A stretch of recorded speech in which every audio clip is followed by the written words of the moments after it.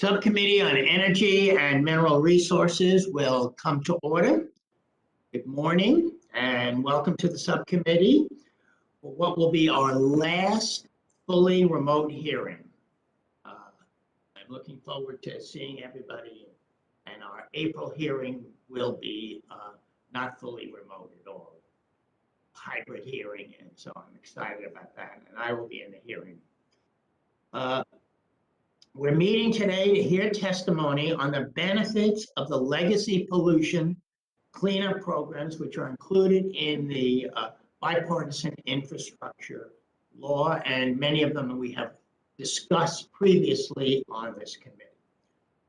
Under Committee Rule 4F, any oral opening statements at hearings are limited to the chair and the ranking minority member or their designees.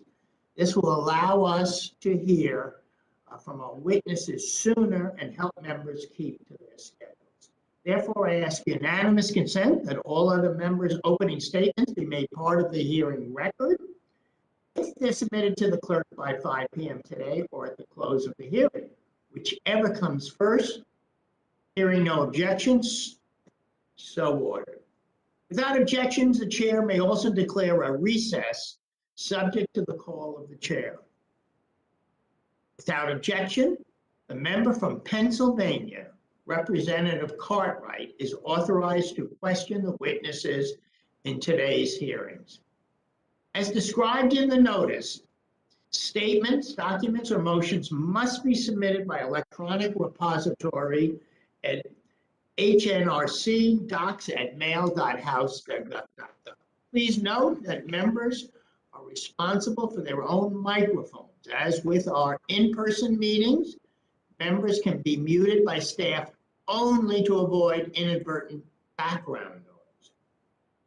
Members or witnesses experiencing technical problems should inform committee staff immediately.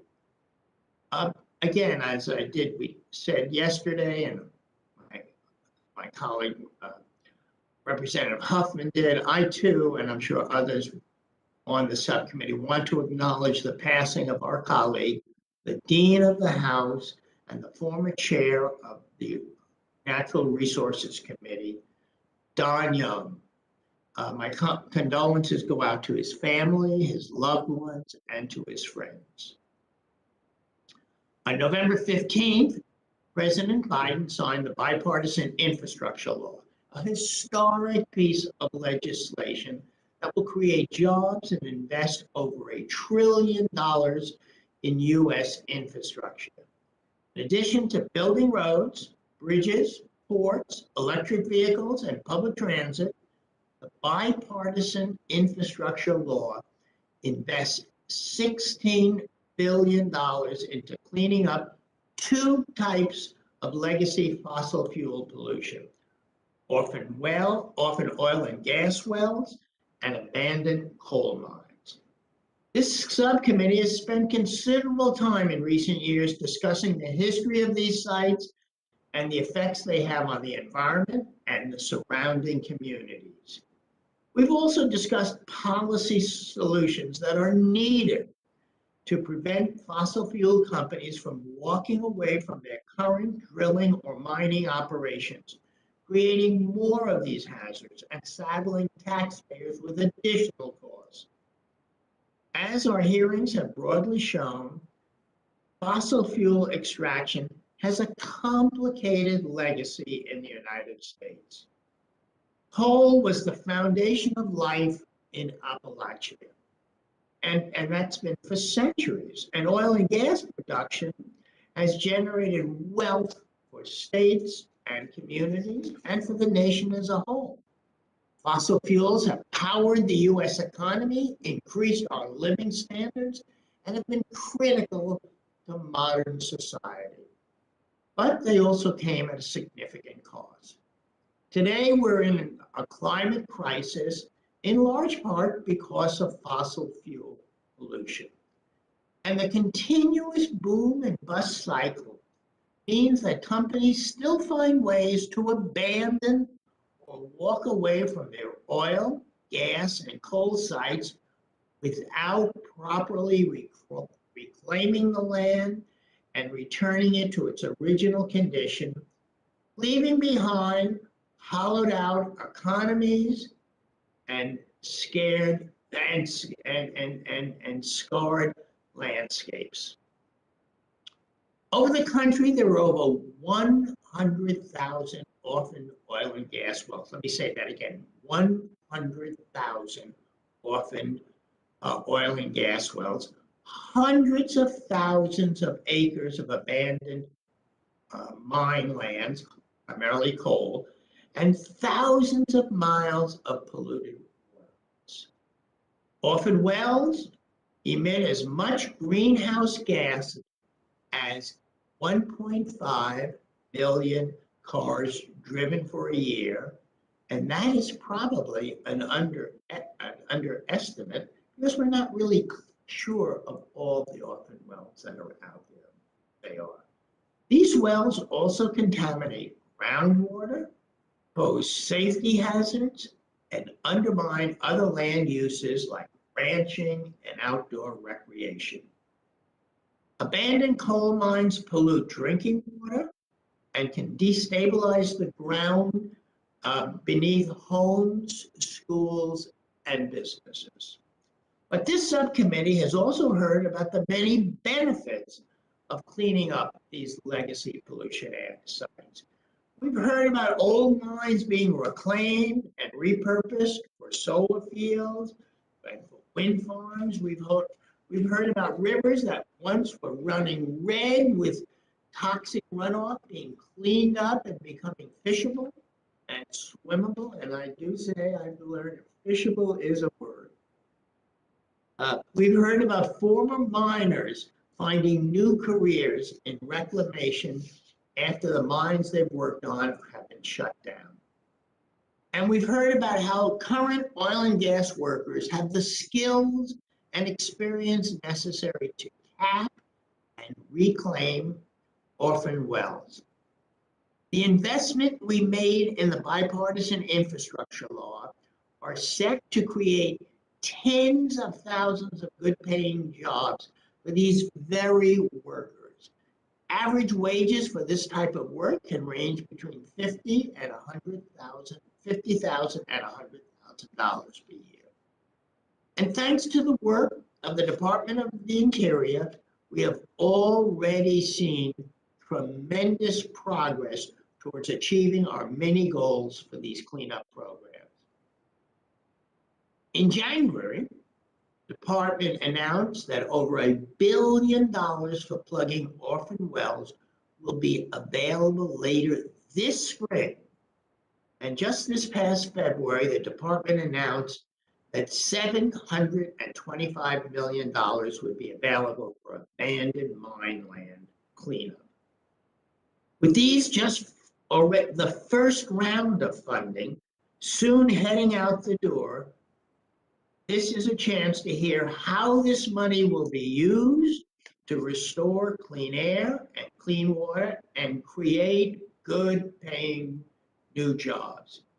We will also hear about how the communities can use this new federal funding to build sustainable, locally driven economic development.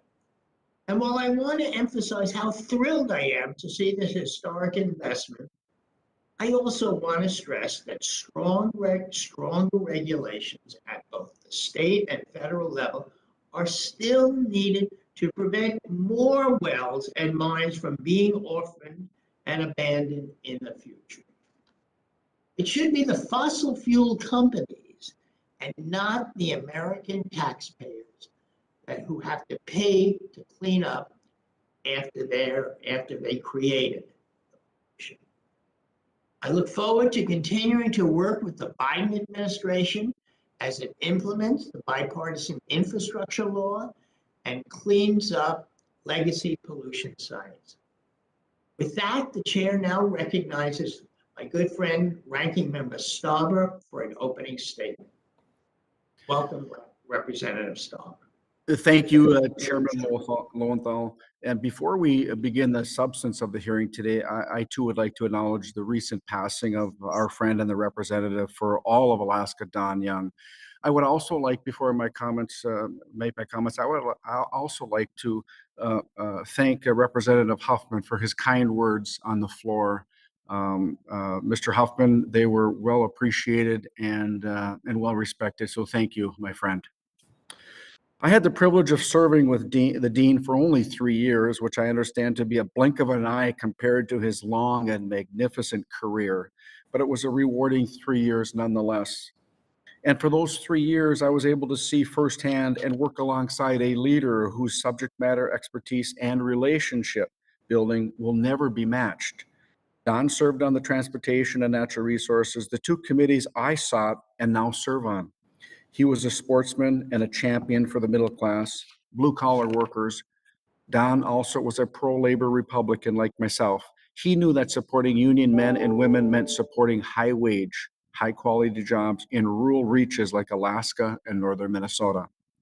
My office and I constantly sought his opinion on everything from mining to education to infrastructure and so much more. Don's leadership and his humor had impact on this institution, which will be sorely missed. Thank you, Dean. And with that, to the topic at hand. We will today conduct oversight on the implementation of the administration's recently authorized Orphan Well program and additional abandoned mine land funding. The goal of these programs is to benefit the states. The administration's role is to be a funder and a partner to the states. Under this law, states are not just stakeholders. They will receive the funding they require from the federal government, who will, and I reiterate, act as a partner in administrating the program. Let's take the new Orphan Well program, for instance. This committee earlier this year considered legislation that would provide Orphan Well funding as a stick to states that didn't comply with its preferred philosophical outlook on oil and gas development. As we all saw coming, that bill is dying on the vine. Instead, the legislation that passed and actually became law affirms the rightful state authorities over their own orphan well programs. That means the Interior Department cannot force adoption of their extreme regulatory proposals in order for the states to receive the funding they're entitled to. And regarding the new AML funding, DOI has yet to issue any guidance on the application process. The funding was authorized on November 15th, right in the middle of Minnesota's whitetail deer season. It has been one full fiscal quarter since deer season, and states have yet to see any guidance on how to apply. Let's get this federal government working with the states on guidance so states can continue doing their good work to clean up AML. And before we hear from our panel of state and non-governmental witnesses, I'm pleased to be hearing from Deputy Assistant Secretary Velgas, who I understand has had a great career on this very subcommittee. It's been too long since the Interior Department appeared before us, and we would be remiss if we did not mention how this administration continues to push Americans across our great country.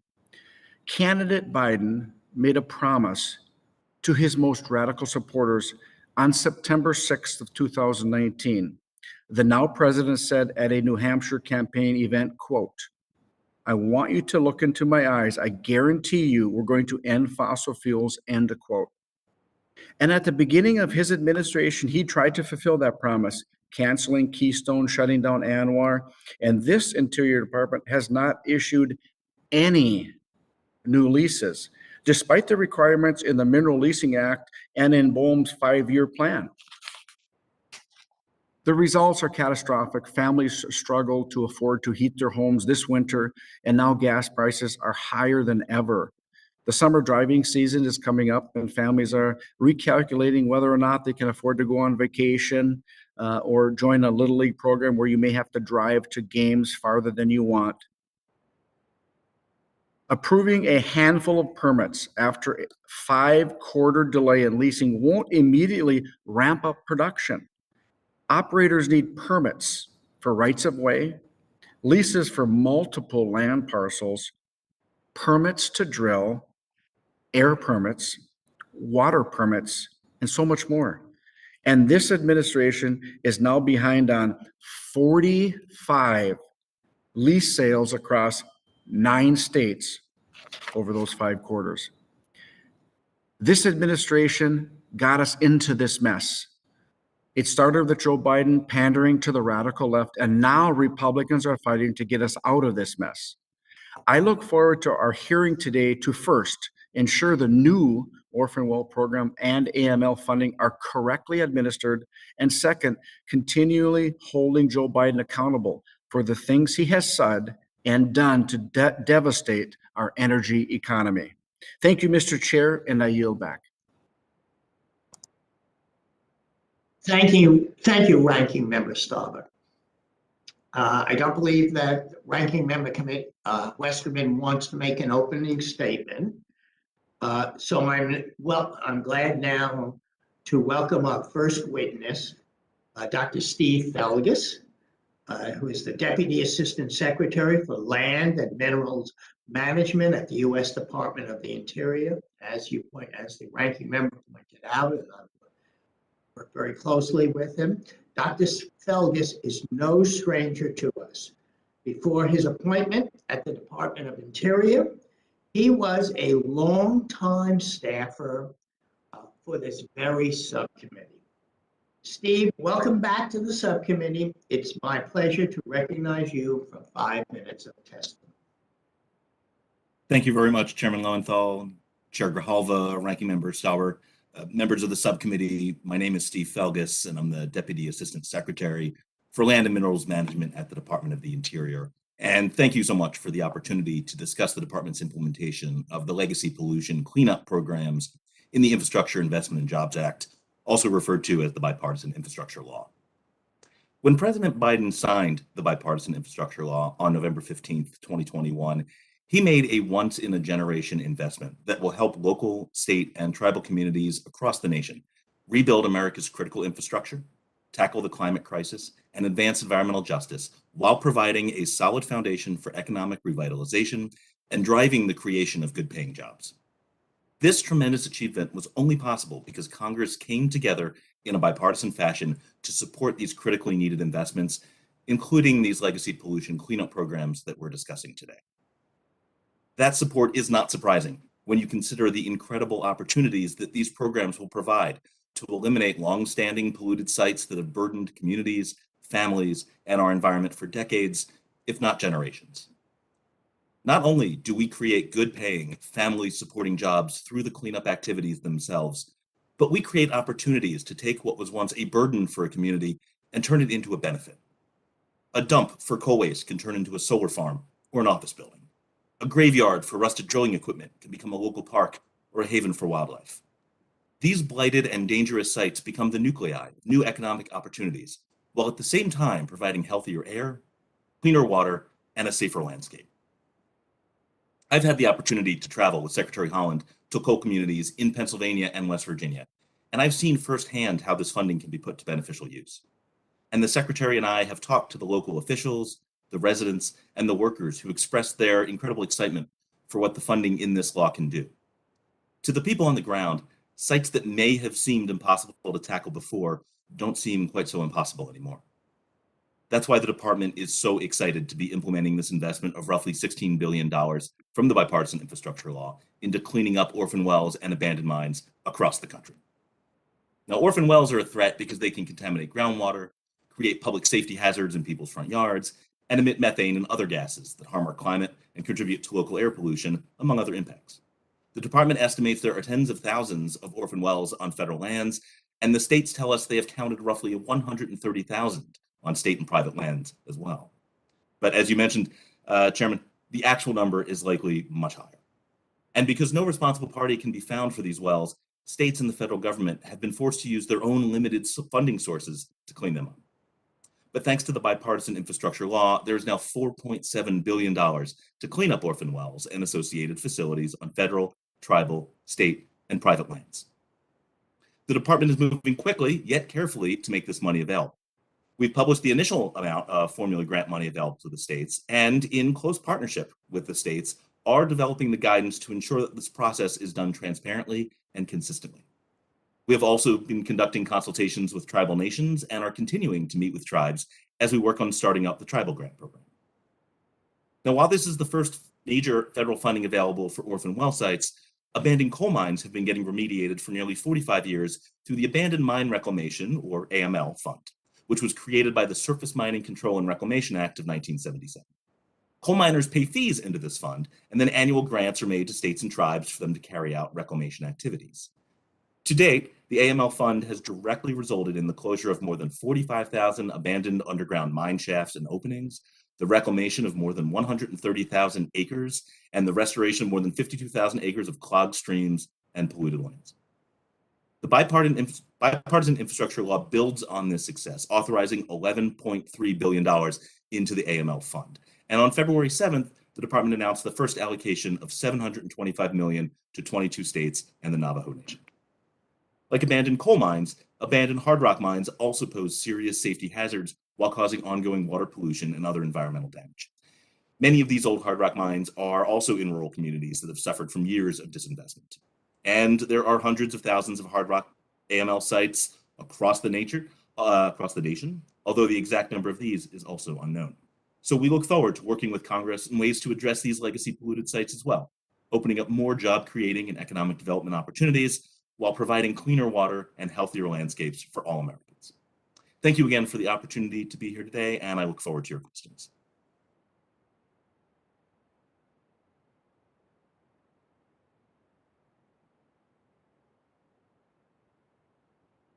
Thank you, Dr. Velgas. And I'm now going to begin the questioning. I'm going to recognize myself for 5 minutes of questions. This question, Dr. Velgas, I'd like to know more about how the Department of Interior is coordinating with states, tribes, and stakeholders who will be instrumental in the success of both the AML and Orphan Wells program. What kind of coordination is happening on the ground? If you could just kind of help us, I think if that issue was raised by the ranking member. And I'd just like for you to explain to the committee a little bit more about what the actual kind of coordination that's occurring. Sure thing. We have been working very closely with the states from the beginning of this program, and actually even before that. There have been discussions predating the signing of the Bipartisan Infrastructure Law with the states to discuss the possibility of funding for orphaned oil and gas wells and other cleanup activities. So since the bill has been passed, we have had a number of meetings with the Interstate Oil and Gas Compact Commission and also with the individual state oil and gas regulators, talking through the different issues that we've been working on as we stand this program up. And one of the reasons why we included a comment period on the draft guidance was to make sure that we continue to get additional feedback from the states, because they are the ones who need to implement this law on the ground. And it's very important to make sure that the guidance reflects the way that states can carry this out. We had given them a preview beforehand, and we'll continue to work with them as we move forward to make sure that we're working very closely, because we do recognize that the states are our partners in this effort. Thank you, Dr. Velgas. I always look for scoops and kind of, you heard it here first. So I just want a quick answer to the next question. Dr. Velgas, the Office of Surface Mining Reclamation and Enforcement still does not have a permanent director. Is Interior actively looking for a qualified individual to fill that role? Can you give us any updates? And I promise I will not share this with anyone else. Thank you. Thank you for offering to keep it private. I would love to be able to share some news on that front right now, but we are still in the process of searching for a OSMRE director. And I will say it's something that the administration is very focused on. That's a very high priority for us. So we're hoping to fill that position shortly. Again, you can let us know. We will keep it under the hat. I believe it. Thank you. Okay. Dr. Velgas, the draft initial orphan well grant guidance that the department recently released includes a number of recommended best practices for states. Can you identify some of these best practices and explain Interior's thinking and reasoning for including them in the draft guidance? Absolutely. Thank you. And yes, we have included a whole list of best practices because we think there are a lot of features that would go into sort of the ideal orphan well plugging program, and that runs from making sure that you are measuring methane emissions from wells before plugging and then after plugging, also making sure that the benefits are flowing to disadvantaged communities, that you are creating good paying jobs through these efforts. And we recognize that the legislation is written largely to allow states to use their own existing programs, especially through the initial grants, to start plugging these wells as quickly as possible. And that is a priority for us as well. We want to make sure that this funding starts flowing quickly and that we can create the jobs and start creating the on-the-ground benefits that the program is designed to create. However, we also understand that states are looking for a lot of guidance from the federal government for how to do some of these steps, like methane measurement, for example. So on the federal side, for the federal oil and gas plugging program, we are going to be very carefully measuring methane emissions from all of our orphan wells that we're about to plug, and then we'll measure them afterwards as well to ensure that that we know how much methane has been cut off and then that the plugging was done properly. We are trying to work with the states as closely as possible, providing technical assistance to make sure that they have the best methodologies to also do that themselves, should they choose to carry that out. Thank you, and I'm going to yield back and now recognize the ranking member Stauber, for 5 minutes of questions. Well, thank you, Chair Lowenthal, and I appreciate this opportunity. Dr. Velgas, thank you for joining us today. According to C-SPAN recordings, the White House press secretary said there are 9,000 unused leases on federal lands. 6 days later, the press secretary said there are 9,000 unused permits on federal lands. It's concerning to Congress and our constituents and industry that the White House does not seem to know the difference between a lease and a permit, although I am very confident you are well versed from your time working on this subcommittee.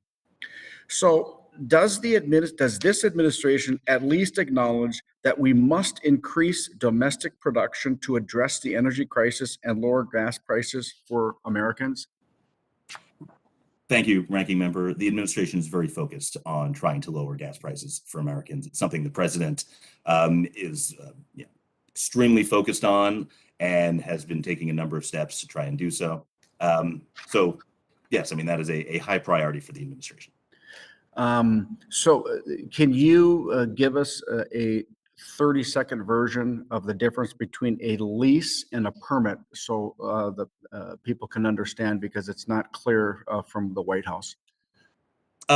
Sure. Well, a lease is the initial sort of right to access the land that a company bids for, either onshore or offshore. And then a permit is the specific authorization to drill at a specific site. Give us some examples of what's needed for the permitting to drill, could you?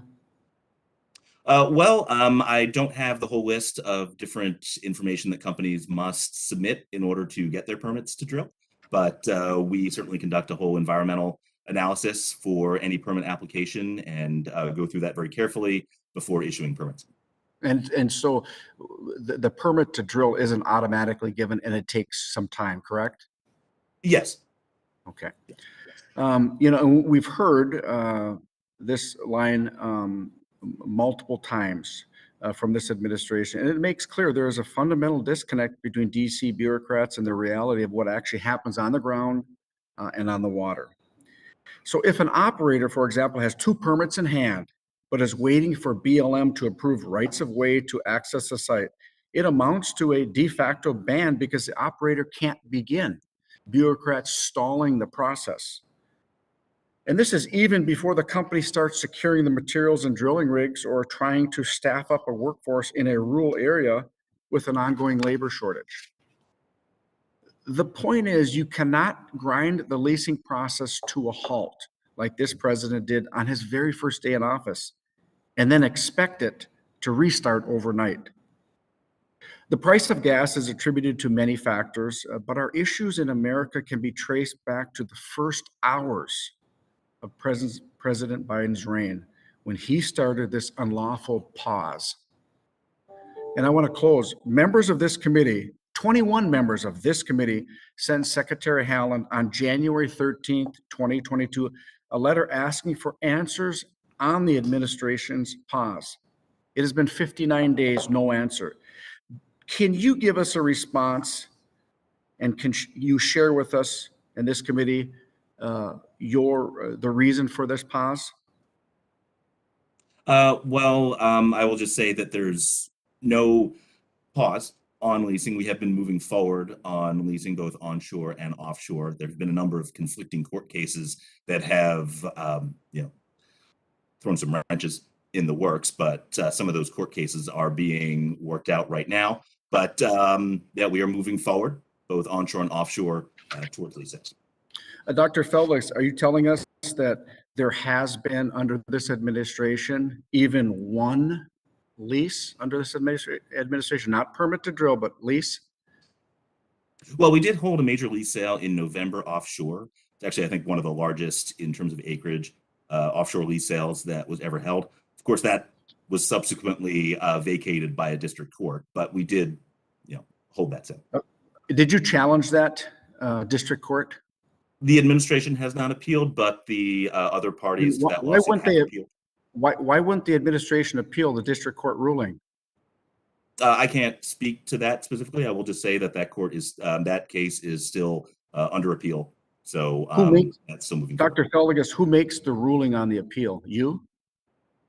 Certainly not. No, I do not make these rulings. And who makes that ruling on the appeal? I would have to go back and check that for you. I'm not sure. Do you have any input on it? I have not had any input on this one. No. Okay.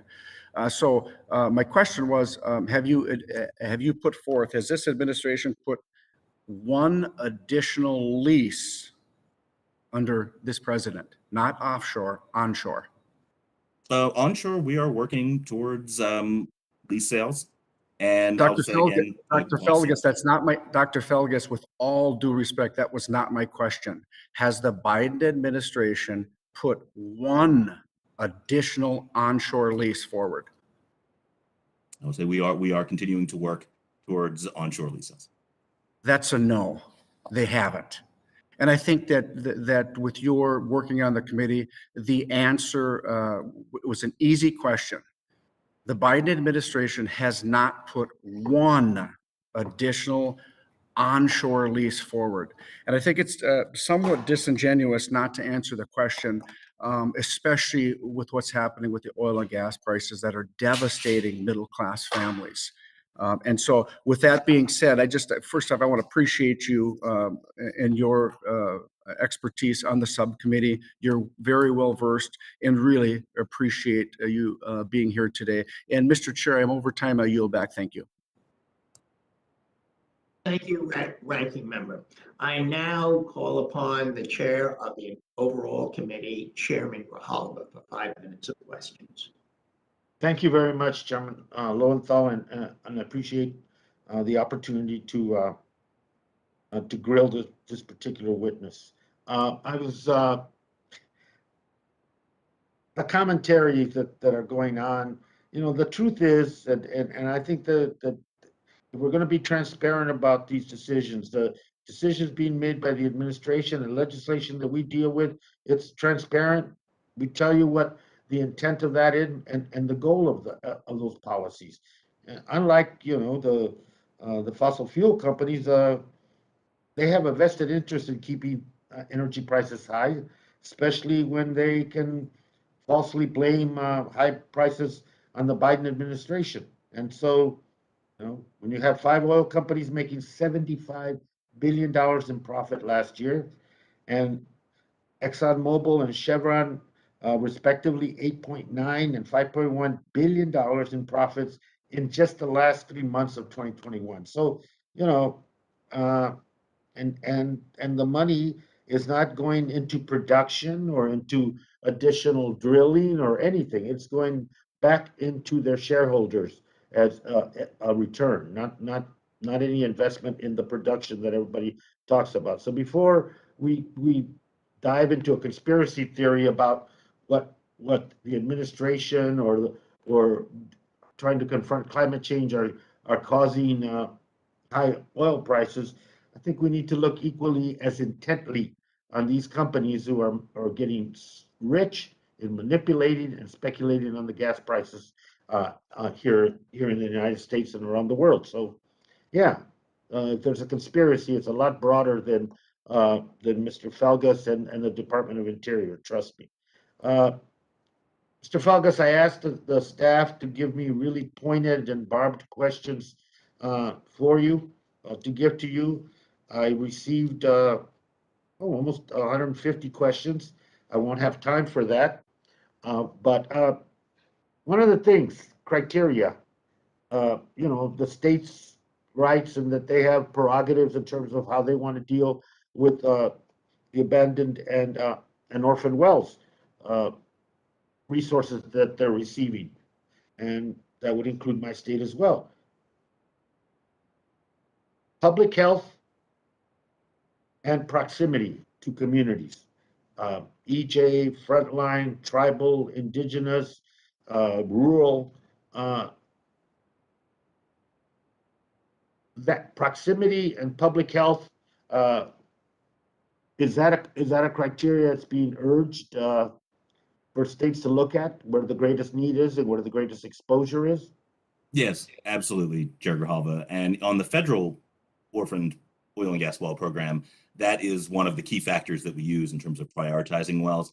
And that is the proximity to populations, to disadvantaged populations, to environmental justice communities. So that's something that we take very much into account when we're looking at which wells we want to plug on the federal side. And we are encouraging that for states to do as well. And we think that most states also have their own prioritization programs that will often prioritize proximity to populations when it comes to which ones they want to plug. Thank you very much, and I appreciate you mentioning hard rock mining, especially out here in the West. The cost is unbearable to state or local or county governments, and that continues to be a huge environmental, safety, and public health threat out, and I see that as the next complement going forward. Thank you, and I yield back, Mr. Chairman. Thank you, Mr. Chairman. I would like to remind members on both sides of the aisle that the title of this hearing is The Benefits of the Legacy Pollution Cleanup Programs in the Bipartisan Infrastructure Law. And that these issues that have been raised are, while very important, would have been addressed or should have been addressed next week in the hearing that we were going to have about production, except that the oil company CEOs refused to attend this hearing so that we are not, that hearing next week, so that we're not able to ask those questions. Again, so I'm now going to call on Representative Graves for 5 minutes of questions. Hey, Mr. Chairman, thank you very much. So I want to reiterate the title of this hearing is Benefits of Legacy Pollution Cleanup Programs under Bipartisan Infrastructure Law, which exactly none of our constituents have ever asked us to conduct oversight on, because nobody cares, because what is on front and center on the minds of Americans right now are the unaffordable cost of energy. Mr. Chairman, what the appropriate thing to do for this committee is for this committee to exercise its oversight authority over the energy policies that have caused the energy crisis that we're experiencing today, where the administration is talking about releasing 1 million barrels of oil a day from the energy reserves, which correctly are established to address energy emergencies, but not those that are self-imposed as a result of flawed energy strategies. This committee has jurisdiction over energy production. What we should be doing is we should have the Secretary of Interior, we should have the Secretary of Energy, we should have other officials before us answering these questions. And Dr. Velgas, I have a lot of respect for you, and I really enjoyed the opportunity to work with you for many years. But unfortunately, you've been offered as a sacrificial lamb today, and I think that's really unfortunate that you're being thrown out there in this setting rather than actually doing what we should be doing. I said this earlier this week. I'm going to say it again. Just imagine for half a second if this was going on during the Trump administration and what the majority in this Congress would be doing, who they would drag kicking and screaming before this committee. I just heard the chairman talk about beating up companies for making profits. I want to also remind you, Mr. Chairman, these are the same companies that have walked away from tens of billions of dollars in assets in Russia, entirely walking away from them because of their objection to what's happening in the ridiculous activities of Vladimir Putin.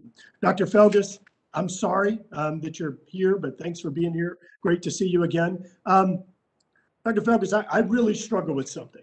I've heard this narrative coming out of the administration about the 9,000 APDs, the permits, and how this demonstrates that the administration is doing everything they can to increase domestic production. The reality is, number one, the permits that have been issued aren't under this administration, they're primarily under the previous administration. Number two, you have more active permits right now than we've ever had before. Number three, the truth is that this administration is sitting on 4,500 APDs right now and doing absolutely nothing to advance those. And as my friend Mr. Stauber just talked about, this is the only administration that has not advanced a lease sale. And of course, what that means to the average American is not opened up or offered any additional lands or waters in the United States for energy production. Could you please respond to this and tell me how in the world this makes any sense? Well, I'll just say that we have approved over 4,000 APDs since January 20th of 2021. And the number of APDs pending right now is actually lower at the end of fiscal year 2021 than it was at the end of fiscal year 2020. So we are say that last part again. The number of permits pending at the end of fiscal year 2021 is lower than the number that were pending at the end of fiscal year 2020. But wouldn't that be because the previous administration had gone through and approved all of the permits early on, and we had a significant increase in energy production? I can't speak to why the numbers are, but it's about 4499 APDs pending at the end of fiscal year 2021. On top of it, Mr. Velgas, you got this administration that's out there offering this social cost of carbon, shutting down projects or preventing them from even being able to get into the regulatory process. Because as you know, getting an APD doesn't mean that you can actually produce energy. That's a step in the process, but there's much more beyond that, correct? Sure. Our role is to process the permits. No, not my question. Not my question. If you get an APD, can you start drilling the next day? That depends on, as far as I know, it depends on the individual situation. But I will say that the okay. Let me hold on. So let me ask it another way. Is there any scenario where if an APD is given, you can go drill the next day? Any scenario? Sorry, I can't answer that. I can answer it. No, it is simply one step in the process. You have made the NEPA process and others absolutely impossible to proceed through at this point. And it was intentional by this administration. Mr. Velgas, last question for you, Dr. Velgas. 8% of Americans, 8% support asking foreign countries to produce energy to address our domestic needs. Why is it the administration supports 8% of Americans rather than 92%? Well, I'll just say that federal oil production on lands and waters in 2021 set an all-time record. So production on federal lands is up, and while overall domestic production is a little bit below where it was in 2019, it is rising, and the Energy Information Administration projects will hit record domestic production in 2023. So the administration supports, increased domestic energy production, all forms. Which, Mr. Chairman, I appreciate. I'm going to submit information for the record that clarifies or corrects the statement of Dr. Velgas in regard to domestic energy production, and make note that this administration is the first administration in history to block or prevent lease sales to address our domestic energy needs and to triple nearly the importation of Russian crude oil and being dependent upon them. Yield back. The chair now recognizes if she's here, Representative McCollum, who for 5 minutes of questions. Thank you, Mr. Chair, and I am here and I have been listening, and I want to redirect because I do believe oversight on the issue for which this hearing was asked for is important, because I do hear from people. And my first question is going to be from some of the tribes that I've been working with when I've been out visiting reservations and that. So Doctor, can you give us an update on establishing a tribal grant program within the Department of Interior? Does the Department of Interior have a good sense of how many orphan wells there are on tribal lands? I go out and, whether it's underground storage tanks, wells or whatever, they don't even have a good sense of where things have been identified sometimes on tribal land. Because tribal nations will be able to benefit not only from health safety standards being adhered to and cleaned up, but also putting land back into reproductive use. Can you just briefly comment on where you're going on working with tribes? Sure, thank you. Well, in January, we had formal consultation, multiple sessions of formal consultation with tribes across the country about the implementation of all the programs in the Bipartisan Infrastructure Law. And then in February, we started doing individual discussions, listening sessions with oil and gas tribes that were more likely to have orphan wells on their lands. So we've been getting a lot of feedback. We've been talking to these tribes consistently, but I will say that no, we do not have a good sense of how many orphan wells there are on tribal land. There's been a lot of disinvestment in these areas, so we just haven't been able to get out there and find out exactly how many wells there are and where they are. So that's going to be, I think, the first part. Thank you for that, because my family comes from the Dakota, Eastern Montana area on my mother's side. So I've watched these bust and booms happen, and things get abandoned and things just get lost and they become orphaned. And this has happened over a period of cycles of time. I believe it is important to understand why we need to know where these orphan wells are and the threat that they pose to health and safety for millions of Americans. So I'm going to give you a moment here to kind of come back, take us back to what the chair was getting us to focus on. How do orphan wells impact both surface and groundwater, which often directly or indirectly people know are part of their drinking water systems, and what the department is going to do to work with federal, state, and tribal grant programs on this, because drinking water is important. It's a source of life. Absolutely, and thank you. And yes, when it comes to groundwater, what you've done with a well is you've created a potential conduit from some hydrocarbons, oil or natural gas in a certain formation, with a drinking water aquifer higher up. And if a well is built properly and then closed properly, there should be no way for those hydrocarbons to get into the groundwater. However, if it's not done properly, if these are particularly old wells, if the casing breaks down, or if they're not plugged correctly, then you can get methane or other hydrocarbons getting into the drinking water supplies, which obviously is a significant concern.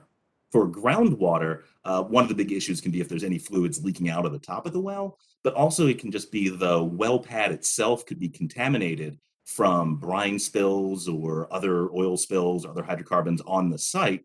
And then through just the soil contamination and rain, that is one way that some of those contaminants can get flushed into surface water systems, lakes, rivers, and so forth. So there's quite a bit of potential for contamination of water from these orphan wells if they're not addressed. Well, I look forward to seeing the president's budget being on the Appropriations Committee for the Department of Interior to see what we could do to work together to address this. And I'll close with this. I'm not discounting how important it is. I come from the North Country to be warm at night, to have your lights on when it's dark outside. So energy is very, very important.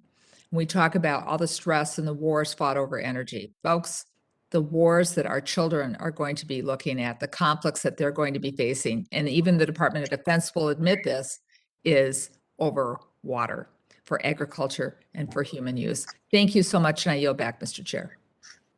Thank you, Representative McCollum. The chair now recognizes Representative Harrell for 5 minutes of question. Well, thank you, Mr. Chairman, and thank you, Mr. Velgas. I am very interested and concerned, obviously, about the abandoned wells. Obviously, New Mexico is one of the biggest producers of oil and gas. But what I concern myself with is the money that's appropriated for the cleanup. how can we know that this money will be given to the right entities, the right people, those on the ground with the most experience, to ensure that the wells will be plugged, cleaned up as they're supposed to be? I mean, it feels like the money may get pushed into a pile, and we won't know if those that are really the experts in the area will be the ones getting the funding. Oh, sure. Thank you. And yes, I think it's a very high priority to make sure that we have trained, experienced plugging crews that are the ones doing this work. And so we are providing a number of recommended practices in the guidance to ask states to ensure that they are using properly trained crews, properly experienced ones as well. Much of this is going to go through the states, though. So it will be say, for example, the state of New Mexico that will do the direct contract. They'll have the oversight. Okay. And I mean, just in general, I mean, this entire conversation, I feel as if this administration, I mean, if their goal was to raise, the price of gasoline, I cannot even imagine what they would be doing different, because we are all paying for it. But I do have a question specifically, kind of going back to that vein that my colleague mentioned in terms of permits. Right now, we've seen where the courts have actually ruled that many of the leases in question are valid. Can you kind of tap back into that as to why the department still isn't really moving forward with these leases, with processing these permits, I mean? Well, I certainly understand the frustration with the situation, given the number of court cases that we have and the number of leases that are being either demanded or vacated, and how that's affecting permits. I can't speak to the specific situation because there are quite a few cases, and affect different universes of leases and permits. But I certainly, this is one thing that we are obviously paying very close attention to, and following, court decisions as they're handed down. Okay. In your opinion, based on your experience, do you think energy independence should be America's #1 priority? Well, I would say that we're going to need all sorts of energy sources. Oil and natural gas will continue to be a part of our energy mix for a long time to come. But at the same time, we are trying to build our renewable and other clean energy sources as well. So the administration and the president put a very high priority on production of domestic energy, and we'll continue to do so. Okay. And again, the orphan wells are a big deal to me personally, because of obviously the district I represent. Are you aware of, or do you know any drinking water, any of the aquifers that have been contaminated by any of the orphan wells? I mean, I understand the potential could be there, but are you aware of any that have actually been contaminated or polluted because of the abandoned wells? I don't have that information with me right now, no. Okay. And I hope that we continue as a committee these conversations, because I think we missed the mark on some of this. I mean, I went down to the Chevron plant in New Mexico just recently, and I don't think we talk about, the good that they're doing in terms of all our big producers and lowering the emissions, what we've done to lower mortality rates in children's lives around the globe. And for New Mexico, 40% of our state budget comes directly from the oil and gas industry. So I think when we're having these conversations, we have to be honest with ourselves, our constituents. The all of the above approach is correct, but we also know there's going to be a high demand continuing for energy. And we just can't throw the baby out with the bathwater. And I really appreciate your comments today. And Mr. Chairman, I appreciate the opportunity to ask questions, and thank you for this hearing. And I yield back. Thank you. I now call upon Representative Huffman for 5 minutes of questions. Thank you, Chairman Lowenthal, for your leadership on these issues and for holding this hearing. And I think it's important to appreciate the good words that have been said about the Dean of the House, our late friend Don Young. It's important to realize that this historic opportunity that we have to do good work to address orphaned and abandoned wells is because of a bipartisan infrastructure and resource protection law that all of the Democrats on this committee supported, and all of the Republicans on this committee except one opposed. That one vote in favor of the law was Don Young. And I know that he often lamented the fact that too many people come to Congress and check all of their common sense and pragmatism at the door and just proceed to fight about things in grandstand. We are hearing speeches today that make that point better than anything I could say. And I have to say, I've heard a lot of these speeches, but we may be scratching the bottom of the barrel with the claim by my colleague from Louisiana that U.S. fossil fuel companies somehow are voluntarily walking away from billions of dollars of assets in Russia, as if they woke up and suddenly had a bout of guilty conscience or ethics or something like that. Give me a break. They've had a bromance, a very lucrative bromance with Vladimir Putin for many, many years. And they sat by while he committed atrocities in Grozny and Aleppo, Georgia, while he seized Crimea. The only thing that has come between them and their lucrative bromance with Vladimir Putin is American law and our sanctions and the fact that the world community will no longer give them social license to do this. So let's just be real. The fossil fuel industry got us into this mess. They fought the transition to clean energy, which would have changed the paradigm. They fought it tooth and nail at every step. They enriched and empowered Vladimir Putin. Why should we turn to them for the solution to this problem? Because we know their solution is always the same. Do whatever makes us richer. We're already the world's largest producer of both oil and gas, but it is never enough. And so they are telling us that we've got to just double and triple and quadruple down on this same losing strategy. How many rides on this fossil fuel roller coaster do our Republican friends need to realize that it's always going to be boom and bust? There's always going to be the next war, the next disaster, the next accident, the next gaming of the global market by cartels and oligarchs. There is a better way. And this moment is an opportunity to proceed finally toward a clean energy transition that will make Vladimir Putin poor and powerless, and we'll probably see a new leader in Russia. Last thing I will just say on this, and by the way, I really wanted to talk about the subject at hand, but I feel like something needs to be said in response to all of this pandering and parroting of oil industry talking points. But look, outside of the Kremlin itself, there has never been a greater collection of Putin fanboys than the Trump administration. And all of our Republican colleagues, with rare exception, were just fine with that for 4 years. They thought it was making America great again. So give me a break. Now, Dr. Velgas, we know that orphaned wells are one of the top 10 polluters of methane in this country. There are over 5,000 estimated orphan wells in the state of California. So this is a big deal. We should be talking about this. Could you please tell me how Interior is working to ensure that plugging these orphaned wells genuinely reduces emissions of methane and other air pollutants, as well as groundwater contamination? Sure. Thank you, Congressman.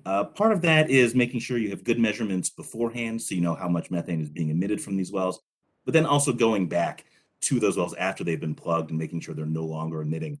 And what we're doing as part of the federal orphan well program is we're putting together some methodologies that we are going to be using ourselves, but then also publishing for the states so they know what we consider to be the best practices to ensure that you're measuring methane correctly and accurately, both before and afterwards.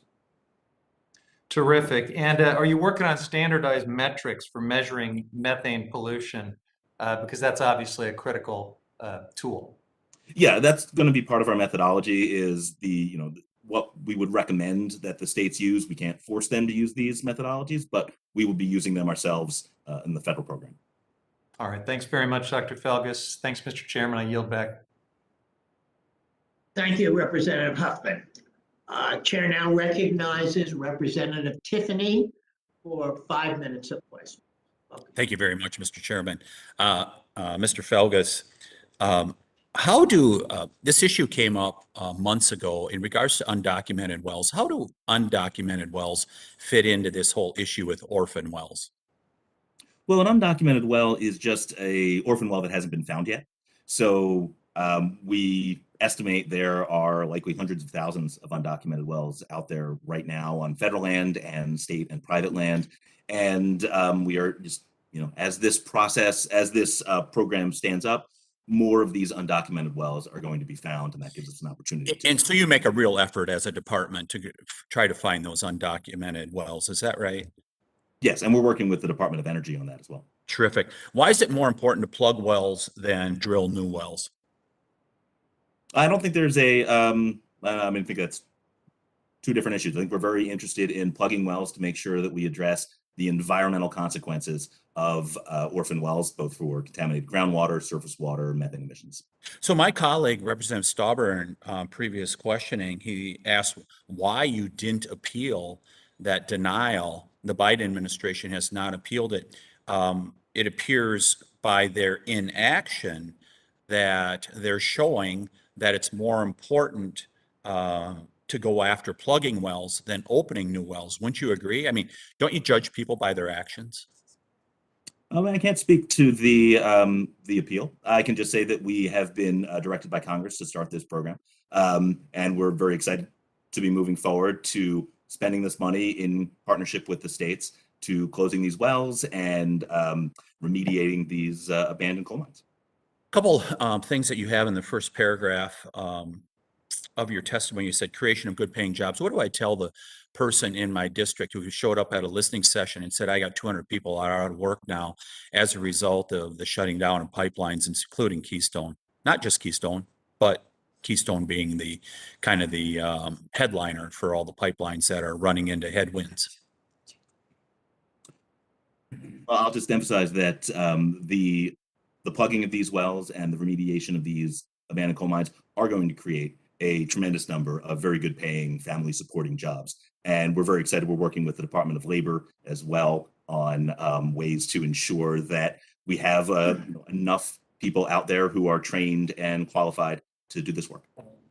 And you cite their resilience to climate change. Do you believe climate change, is that settled science or is it a thesis? I believe the science is settled in climate change. So there's no question that 30, 50 years from now, we will see significantly rising temperatures as a result of man-made activity. I would say we're seeing those right now, actually. I just read a book review this morning by Stephen Koonin. Are you familiar with him? He worked in the Obama administration. I don't believe I am. I would suggest his book to you. It's called Unsettled with a question mark. In other words, climate science is unsettled. I mean, I think about where I live in northern Wisconsin. 10,000 years ago, we had a mile thick sheet of ice. And if the climate had not changed, we would not be living there currently. I think it's very clear that this is not settled, that man is causing climate change. We know that there's climate change happening, but whether man is doing that, and we have built this whole rationale for changing public policy here in America on this thesis that climate change, man-made climate change, is driving this. I would just close by saying this. Think about it. We have a department in the Biden administration that's more focused on finding undocumented wells than undocumented illegal immigrants. Think about it. We hear about profits for oil companies. Who's the greatest profiteer of the action taken on January 20th of 2021 that made it very clear that the Biden administration was going to be completely hostile, as candidate Biden said in 2020, to the fossil fuel industry? Vladimir Putin went from $60 a barrel to $100 a barrel. It was that day on January 20th of 2021 that he was emboldened. And we see what's happening now. His war machine is being funded as a result of America no longer being energy independent. And this whole notion that this is a high priority, I mean, we heard the same thing in regards to the border, that, oh, this is a top issue, and the president repeats these lines when he gives, for example, the State of the Union.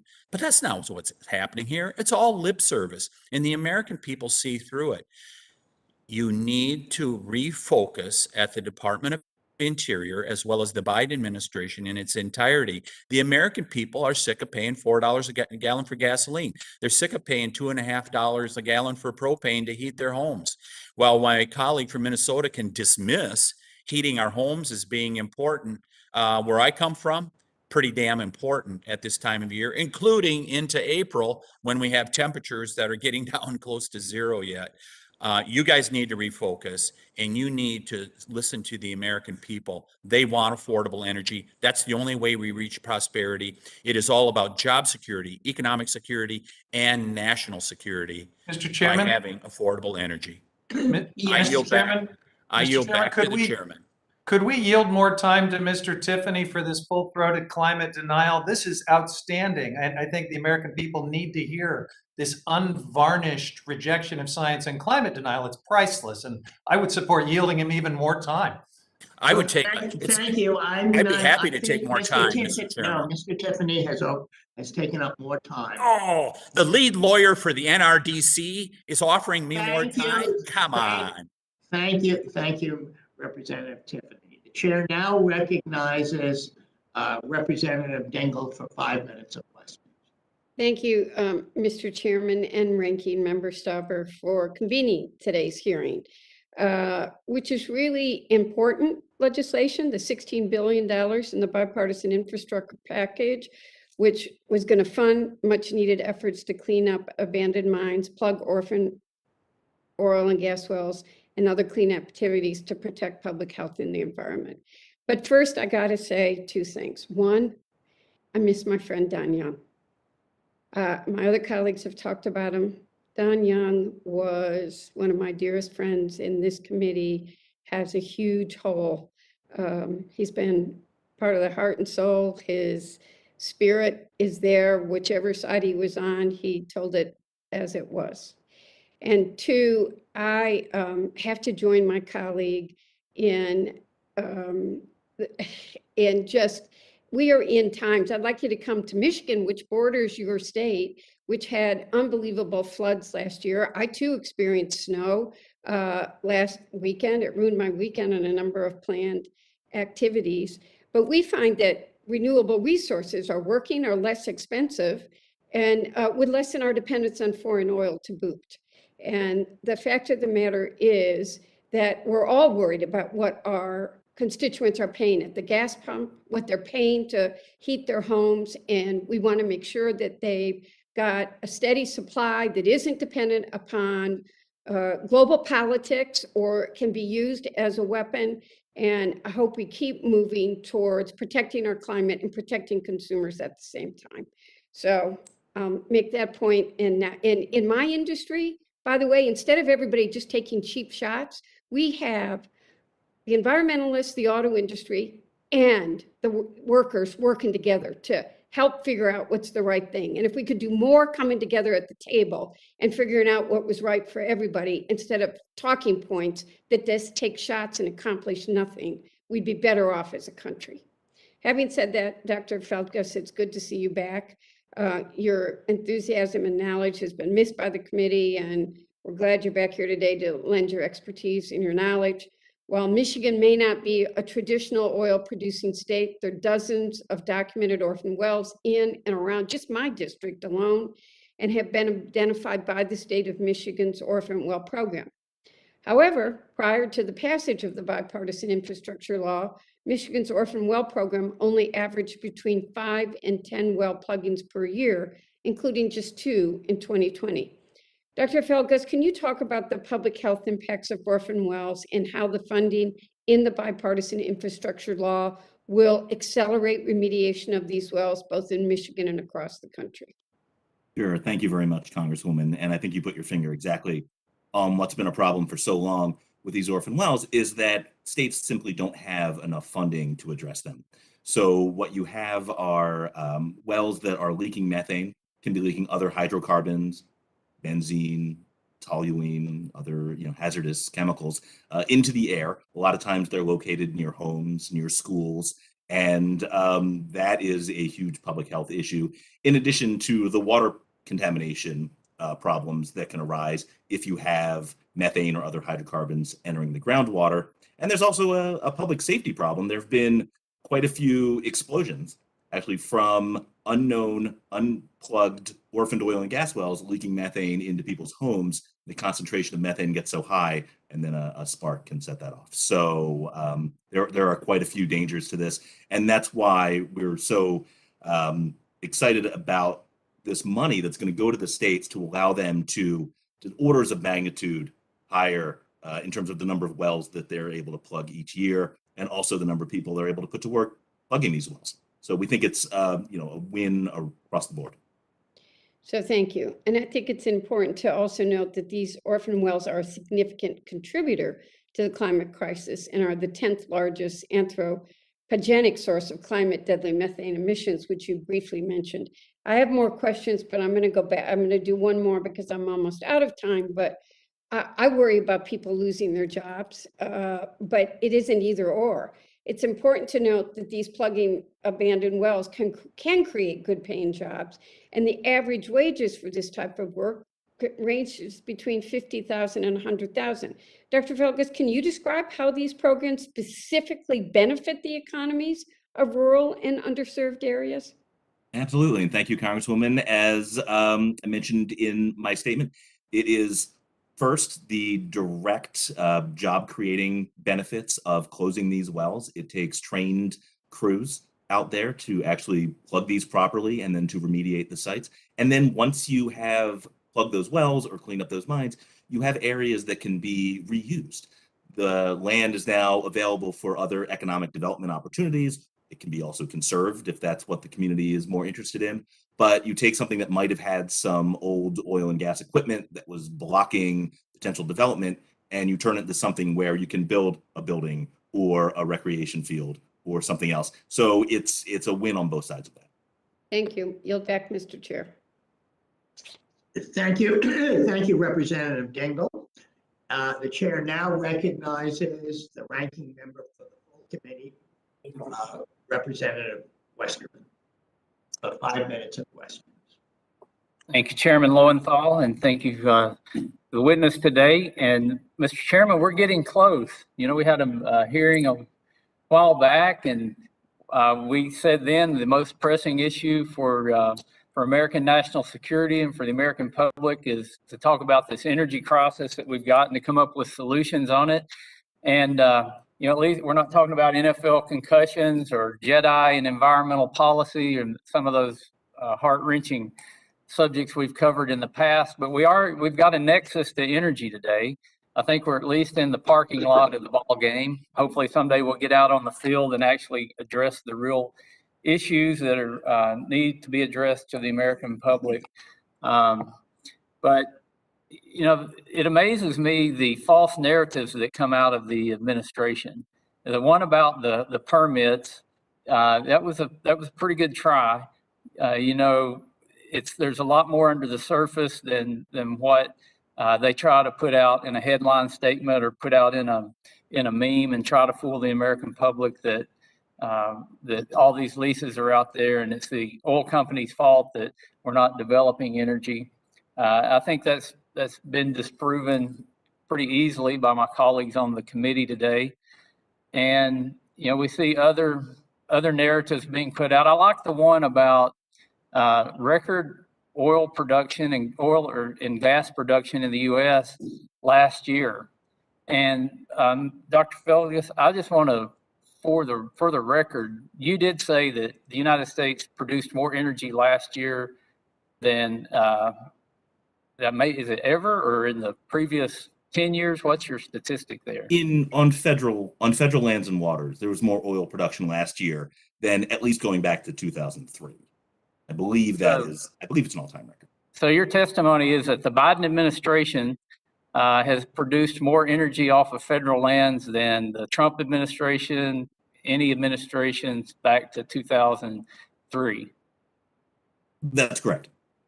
I hope Mr. Huffman notes that under Democrat leadership that promised to stop production on federal lands, the administration is now taking credit for being the top energy producer on federal lands since 2003. I don't know how the base that's been pushing so hard against production on federal lands would feel about that, but it's amazing that that's being touted. So is that the result of policies from the Biden administration?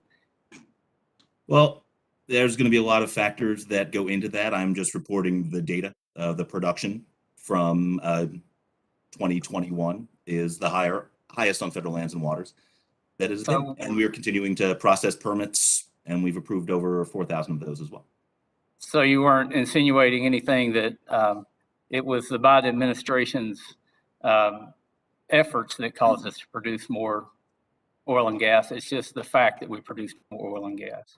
Yeah, I'm just stating the facts, but certainly, domestic production is something that the president understands, is important, and we are continuing to process permits. Yeah, so important that he put a moratorium on leases on onshore and offshore production, and this administration has approved zero. The one you did try to do in the Gulf, and we've already talked about this, it got held up in court, and the DOJ wouldn't even challenge it in court. So I don't think the American people are going to follow the narrative that under the Biden administration we've increased energy production or anything that the Biden administration has had to do. But I'm sure the Democrat base would probably find that interesting that now the administration is claiming that they're the top energy producers on federal lands under their policies. Let's talk about a 5-year offshore leasing plan that's going to expire in June 30th. What's the administration done to get a new leasing plan in place? Well, we've been working on that. That was certainly affected by some of the recent court decisions, but the Bureau of Ocean Energy Management continues to work on moving forward towards the next step in the 5-year plan. Yeah, that sounds like good bureaucratic speak. What's your odds that there's going to be a 5-year leasing plan in place after June 30th? Like 0 to none. It's not going to happen because you all aren't trying to make it happen. Mr. Chairman, I yield back. Thank you, Ranking Member Westerman. The chair now calls upon Representative Cartwright for 5 minutes of questions. Representative Cartwright, welcome to the committee. Thank you, Mr. Chairman, and good to be back in the NR hearing room, even if only virtually. I want to share Congresswoman Dingell's sentiment. I also miss Congressman Don Young. I miss his great sense of humor, his great goodwill, a man who actually co-sponsored a lot of my bills. And I miss the man, and may God rest his soul. I want to talk about acid mine drainage. There are things that people care about other than what the local gas is costing at this moment, and there are things that people care about on a long-standing basis. When water and oxygen combine with pyrite from abandoned coal mines, streams and rivers run orange with acid drainage that extinguishes biodiversity, destroys ecosystems. You end up with waterways devoid of fish and insects that no one wants to live or work near. Pennsylvania has over 5,000 miles of water polluted with acid mine drainage. And we know how to fix the problem, but it's expensive. Passive treatment systems that neutralize AMD, fill up, and have to have the iron dredged out of them. And active systems that operate like wastewater treatment plants have their own operation and maintenance costs. The IIJA, Infrastructure Investment and Jobs Act, wildly popular and for a time bipartisan until 200 Republicans voted against it. It provided $11.3 billion to address abandoned mine lands. But here's the problem. It doesn't permit funds to be set aside for ongoing acid mine drainage treatment maintenance. And my bill amends the IIJA to allow up to 30% of a grant to be reserved for the expenses of operating and maintaining acid drainage treatment systems. This change would restore the beauty of nature, reopen waterways to outdoor activities, and allow for new development and jobs. I appreciate this subcommittee's interest in making the change, and I look forward to working with the members to advance this important legislation. And Dr. Velgas, nice to see your face again as well. The Office of Surface Mining Reclamation and Enforcement has determined that the Infrastructure Investment and Jobs Act funds cannot be used for acid mine drainage set-aside accounts. And can you explain to us why a legislative fix is necessary? Sure thing. Thank you, Congressman. Good to see you again as well. And of course, we were in, the secretary and myself were in your district and saw one of these active treatment sites for AMD and the tremendous work it was doing, just having all of this iron fall out of the wastewater that was flowing out of the side of the hill coming from one of these abandoned mine sites. So we understand the importance of this and how crucial this funding is going to be to addressing those problems. And this is simply the way the legislation was drafted. On one hand, there is a little more flexibility provided to states to use some of the funding from the Bipartisan Infrastructure Law for acid mine drainage. They can use that directly on sites, whether or not they're associated with a higher priority site, something they could not do with their traditional money. But you are correct, the way the law is written, they cannot put any of their money in a set aside. So there would need to be a legislative fix in order to allow states to put their money into a set aside account. Well, thank you for mentioning the kind visit that you and Secretary Holland made to northeastern Pennsylvania. You visited abandoned coal mine sites also in Ohio and West Virginia and Pennsylvania, including my district, seeing firsthand the acid mine drainage and the abandoned mine land cleanup that we have going on. Can you tell us why the new extra IIJA funds were so necessary for coal country, and can we count on them to boost economic development? No, sure thing. The backlog inventory of abandoned coal mine sites that needs to be reclaimed, the cost was roughly $12 billion, somewhere between 11 and $12 billion. And that was not going down significantly over time because even though sites were being cleaned up, inflation was causing costs to increase, new sites were being discovered, emergencies were coming up that had to be dealt with. And because the traditional fee-based grants are funded by a fee per ton of coal that's mined, as the amount of coal mined goes down, as it has been over the past 10 years, the amount of money states are getting through their traditional AML grants has been going down. So it was sort of a situation where this need was still there, but states weren't getting as much money. In fact, the amount was declining over time. So the Bipartisan Infrastructure Law gives us an incredible opportunity to really address the overwhelming majority of sites that we know of right now. More will still be discovered, and inflation will continue to raise the costs on these cleanups. But this infusion of funds will make a tremendous difference to states by allowing them to go after some of these very large projects that they simply have not had the funds to do in the past. Well, thank you for those answers, Dr. Velgas. Again, good to see you again, and thanks for all your good work. Mr. Chairman, I yield back. Thank you, Representative Cartwright. That concludes all the witnesses and the first panel. Steve, I want to thank you for answering such a wide range of questions that gave you frequently, going far afield from the title of the legacy, pollution cleanup programs and the bipartisan infrastructure bill. But it was a very educational panel, and so thank you very much. Thank you very much, Chairman.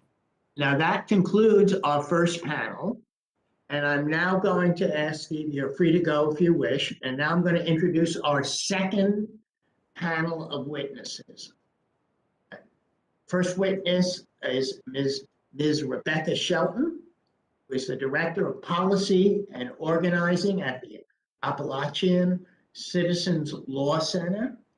And then our second witness is someone I know very well, Mr. Uduak Jointuk, who is the State Oil and Gas Supervisor for the California Geologic Energy Management Division and a very active member of the Long Beach and who I'm pleased to call as a friend. Then we have Mr. Adam Peltz, who is the Senior Attorney for Energy Transition at the Environment Defense Fund. And our fourth witness is Mr. John Baza, who is the Director of the Utah Division of Oil, Gas, and Mining. Let me remind the witnesses that going to remind the witnesses of something, that our committee rules is that they must limit their oral statements to 5 minutes, but their entire statement will appear in the hearing record, and when you begin, the timer will begin, and it'll turn orange when you have 1 minute remaining, and I recommend that members and witnesses who are joining remotely, and that's everyone, will use the stage view so that they may pin the timer on their screen. And now I'm going to recognize myself for 5 minutes of questions. No, before we do the questions, I'm going to recognize the panel for each presentation, 5 minutes of presentation. Our first witness will be Ms. Shelton to testify. Welcome to the committee, Ms. Shelton. Well, thank you, and good morning, Chairman Lowenthal, Chair Grijalva, Ranking Member Stauber, and Ranking Member Westerman, and other members of the subcommittee. Thank you for the opportunity to speak today about the historic investment the Infrastructure Investment and Jobs Act makes into the Abandoned Mine Land, or AML, program. My name is Rebecca Shelton. I am the Director of Policy and Organizing for Appalachian Citizens Law Center, a public interest law firm and policy organization in Letcher County, Kentucky. Coal was mined in Letcher County for nearly 100 years before SMCRA's environmental safeguards and reclamation requirements were instituted.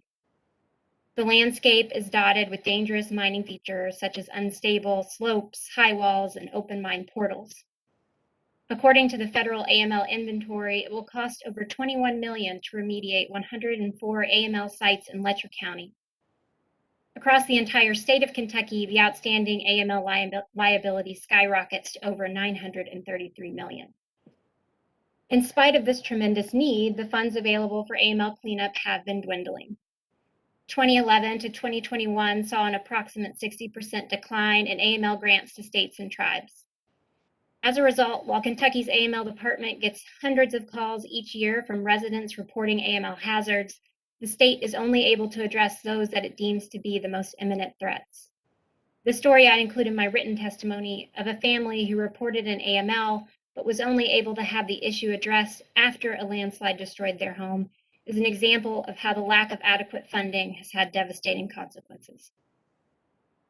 The IIJA funding changes everything.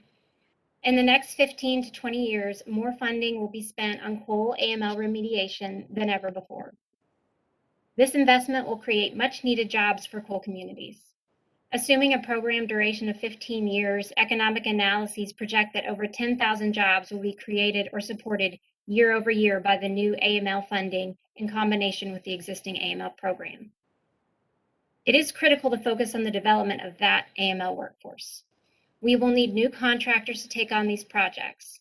These contractors must have the expertise to complete high-quality work, foster safe job sites, and pay their workers well. The prevailing wage requirement in the law will support these outcomes, but that is not enough. We need other mechanisms to encourage the development of apprenticeship programs and require contractors to comply with responsible bidder criteria. I also want to address the issue of acid mine drainage, or AMD.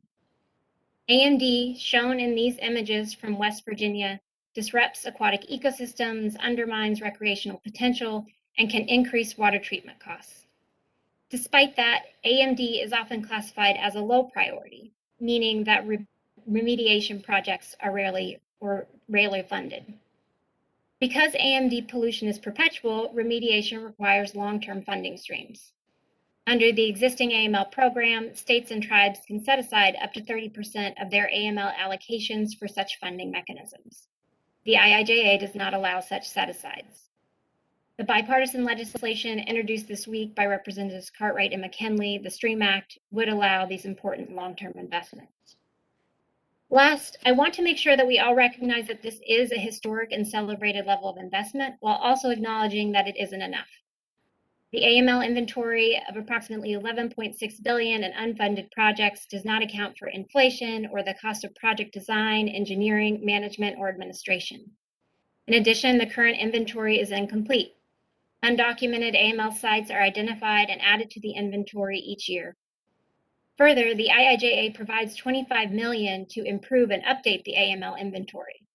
it is clear that the number of inventoried sites, that is unfunded projects, and the cost of existing inventoried sites will increase, thus first increasing the overall projected cost of addressing AML in this country before it decreases. We have a tremendous opportunity before us to make our communities safer, healthier places to live, and to create thousands of good jobs while doing so. However, we must remain committed to ensuring these outcomes. It is critical to make funds available for long-term AMD treatment and ensure that the administrative infrastructure exists to diligently monitor program impacts and adapt to challenges. An important part of that administrative infrastructure is a director for OSMRE, a position that remains vacant in the Biden administration and for which we would like to see a nomination progress. This is a pivotal point for AML remediation, but we must all work together to achieve the economic and community benefits that have long been envisioned by organizations and residents across whole communities. Thank you. Thank you, Ms. Shelton. The chair now recognizes Supervisor Uduak Joantuk to testify. Supervisor, you have 5 minutes. Thank you. Good morning, Chairman Lowenthal, Ranking Member Stauber, and members of the committee. Greetings from the West Coast, and happy to be virtually participating from Congressman Lowenthal's district this morning. We're grateful from California about the Infrastructure Investment and Jobs Act, IIJA. We think this is a once-in-a-generation environmental investment that's going to lead to thousands of new jobs, address long-term legacy issues of orphan wells, and help put people to work. The program in California looks to clean up, remediate thousands of orphan wells. We've identified more than 5,300, but we thank you for your leadership in driving this federal funding, because it's been a stimulus and a catalyst for us in the state. As California's State Oil and Gas Supervisor, I lead the California Geologic Energy Management Division, CalGEM. It's the state's oil, gas, and geothermal regulatory agency. Under Governor Newsom's leadership, CalGEM prioritizes public health, safety, and the environment, and our oversight of the oil, natural gas, and geothermal industries, while helping to advance the state's clean energy goals and reduce greenhouse gas emissions. To fulfill these priorities, CalGEM has been the lead agency on orphan wells in California, in particular to help protect our most vulnerable communities.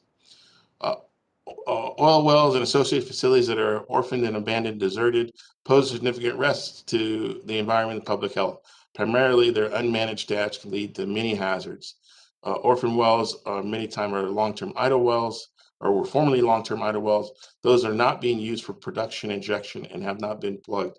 Or in California, we determined this is some well that does not have a viable operator or responsible operator, or has become insolvent many times through bankruptcy. Such wells may leak oil, injection fluids, formation water into surface and underground sources of drinking water, runoff. Also, it releases toxic and flammable gases such as methane, hydrogen sulfide, volatile organic compounds that can have climate damaging results. The methane emissions can be significant, as it's a super pollutant. The U.S. Environmental Protection Agency estimated that 7 million metric tons of methane gas are emitted from abandoned oil wells across the country in 2018. When orphan wells have no responsible operator to manage them, the responsibility typically falls to the state to permanently seal and close wells and remediate the site. Additional orphan wells can pose hazards, as physical hazards, but people and animals, potential falling into well cellars or well casing, lack of adequate capping or gating, open staircases or tanks can often be rusted and corroded and unstable. Deserted and unsealed storage tanks can be open troughs and sometimes used for improper ways. Deserted production facilities could be magnets for vandals who occasionally deface and further damage deteriorating wells and facilities. This can create urban blight and eyesores as well. One of the unique situations, California, we're so diverse, we have orphan wells both in urban and rural areas. One example share, or two examples share, and in rural San Luis Obispo County, residents raised concern about a well that was covered in rubber tires adjacent to a playground. Our staff was able to go out and investigate, find a former responsible operator and get the well plugged and permanently sealed. Another instance in urban Los Angeles, in the Echo Park neighborhood, near Dodger Stadium, there were 2 wells discovered in a residential yard. The residents initially complained of the smells, headaches that were coming from the toxic gases. We were able to go in and find and plug both wells, but it used the entire state funds for that year. At that time, we only had $1 million a year to plug and abandon orphan wells, and that it was raised to $3 million, and now recent legislation next year raises it to $5 million. While those funds are greatly welcome, it's still inadequate to address our full problem of orphan wells. We've currently identified 37,000 known idle wells in the state, which may become orphan wells in the future, but we've increased our bonding, increased new rules, and have actually collected record levels of bonding this year, and the largest bond in California history of $60 million from one entity to make sure that we have the financial resources to cover future orphan wells from current operators. But the funds from the federal program will help us where there is no responsible operator. And we have had oil and gas operations occurring in California for more than 150 years. And so some of these very old legacy wells will be able to be addressed with this funding. I do have the remainder of my testimony submitted, and welcome questions. And again, appreciate the opportunity to speak before the committee today. Thank you, Supervisor. The chair now recognizes Mr. Peltz to testify. Chair Lowenthal, Ranking Member Stauber, and members of the committee, thank you for the opportunity to discuss the new Orphan Oil and Gas Well Closure Funding, an important component of the Infrastructure Investment and Jobs Act. My name is Adam Peltz, and I am a senior attorney at the Environmental Defense Fund, where I've worked on the local environmental impacts of oil and gas development for the past 10 years. I am also the chair of the Interstate Oil and Gas Compact Commission's Energy Resources Research and Technology Committee, and have worked for many years with my co-panelists Uduak Joan Tuck and John Baza in IOGCC proceedings. The Infrastructure Act provides $4.7 billion to states, federal land management agencies to plug, remediate, reclaim many tens of thousands of orphan oil and gas wells, protecting the environment and public health while supporting thousands of jobs across the country. Can we put the map up? Great. This work will have meaningful impact in the communities where the wells are located, along with the climate at large. Orphan wells can leak methane, a powerful greenhouse gas, and are a safety hazard when located near structures. They can also leak fluids that threaten land and water and can emit air toxics like benzene and hydrogen sulfide, which bring health risks. These wells also reduce local economic development and lower property values, and can frustrate other subsurface uses like carbon dioxide storage and even hydraulic fracturing. And you could see that these wells, this is a map of 80,000 documented orphan wells, are located across the country in 28 states, in rural, suburban, and urban communities. They're everywhere. Oh, we could put the map away. Overall, the orphan well closure program appears to be on track for success for the climate, public health, and the economy. I have a few recommendations to ensure the efficient and effective implementation of this funding and to diminish the impact of future orphan wells. First, DOI partners and stakeholders have been working quickly to finalize guidance for states to apply for the initial grant funding opportunity. States seeking up to $25 million intended to fast-track plugging projects and show meaningful success this year have a statutory deadline of May 13th to apply for the funding. The guidance document leaves open many technical questions worthy of further discussion and clarification. We urge DOI to work this year with states, Department of Energy, tribes, and all their stakeholders to find mutually acceptable pathways to achieve program goals. Second, as states build oversight capacity and as industry retools, hires, and trains to accommodate this new workload, it is important for stakeholders to have certainty around the size and timing of funding availability. DOI has so far allocated 1/4 of the $2 billion formula grant. When the rest of the allocations are made, states and industry can begin planning on a multi-year time horizon, ensuring sufficient capacity to conduct and oversee the work and creating economies of scale. DOI should articulate what additional information is needed and by when to complete the allocations. Third, the Department of Energy has been tasked with helping to find, characterize, prioritize, and reduce environmental impacts from the large population of undocumented orphan wells, perhaps numbering 800,000 or more. When this work is complete, we will have a strong understanding of the true population of orphan wells and how to manage them. But given the scale of this work, DOE's $30 million allocation may not be enough to finish the job. We would like to encourage this committee to monitor the potential need for additional funding to complete this important work. Finally, and crucially, now is the time for all stakeholders to work together to make sure that today's currently active and idle wells do not become tomorrow's orphans. The existing inventory of orphan wells is likely many times larger than the IIJA funding can accommodate.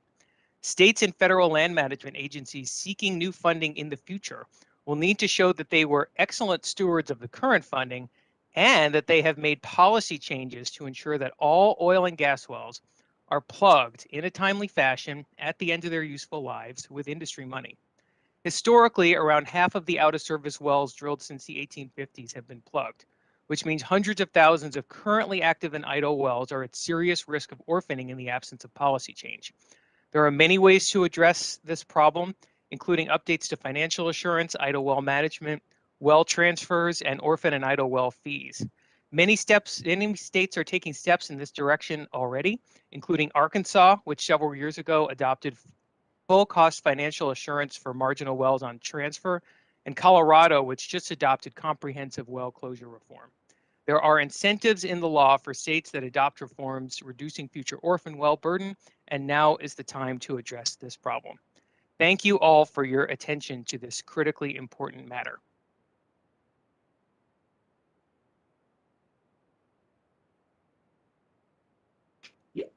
Thank you, Mr. Peltz. The chair now recognizes Mr. Baza for 5 minutes of questions. Welcome to the committee, Mr. Baza. Thank you, Chair Lowenthal, Ranking Member Stauber, and members of the committee. My name is John Baza, Chief Administrator for the Oil and Gas Regulatory Program and the Abandoned Mine Reclamation Program, or AMR, within the Utah Division of Oil, Gas, and Mining. These are two of the division's 4 programs related to oil and gas, coal, and non-coal mineral development and reclamation in Utah. The oil and gas and AMR programs have established processes dating back 30 to 40 years to mitigate or eliminate the impacts of both orphan wells and abandoned mines left behind from historical development activity. With the Bipartisan Infrastructure Law, or BIL as I'll refer to it, Utah will benefit from federal funding to address existing liabilities in orphan well plugging and abandoned mine coal reclamation. However, Utah is not the best example of significant liabilities in either category. Our low orphan well counts and remaining abandoned coal mines are small compared to other states, and not by accident. Nevertheless, Utah appreciates the funding assistance from the BIL, and we will put that funding to good use. I'd like to give you some perspective on Utah's management of orphan wells and abandoned coal mines. First, speaking of orphan wells, as of last week, the total number of orphan wells on state and private land in Utah was 29. This number pales compared to other states whose orphan wells number in the thousands. As I previously stated, this low count in Utah was purposeful. The division has worked diligently to address the long-term liabilities of orphan wells. For example, in the early 1990s, Utah established a fund to plug orphan wells and reclaim well sites. The state also instituted an idle well management rule to identify current and future risks. As a result, Utah has kept the total number of orphan wells low by plugging existing liabilities and minimizing the number of wells that may default. In March, the U.S. Department of Interior issued a news release indicating Utah was eligible for approximately $30 million of federal grant funding for orphan well plugging. Utah can likely eliminate its current inventory of orphan wells within the first few years of receiving such funding. Although the availability of federal funding is favorable, There is concern about the fund's administration through the Department of Interior. It has taken considerable time for DOI to identify and communicate the grant application processes to the states. In addition, climate change, environmental justice, and union job creation are suggested for inclusion in grant guidance going beyond what has typically been implemented in achieving our orphan well plugging objectives. I question whether including such best practices are authorized by the BIL or even necessary to improve the performance of states having effective plugging programs for multiple decades. The BIL also extends the existing AMR fee collection and provides additional funding for eligible abandoned mine reclamation programs. The BIL AMR funds will provide approximately $5.8 million for Utah and be distributed if Utah can show an inventory of historic coal problems. Utah currently has a relatively low inventory compared to many other states with coal AMR programs due to efficient prioritization and completion of reclamation projects over many years. The Utah AMR program will update its inventory to include new problem types suitable for the funds. Even with the updated list, it is doubtful that Utah will need more than 5 years of funding at this rate. The BIL provides funding beneficial to Utah. However, more discussion and direction is necessary moving forward. Thank you for the time and attention you have allowed me today. I will answer any questions at the appropriate time. Thank you, Mr. Baza. We are now concluding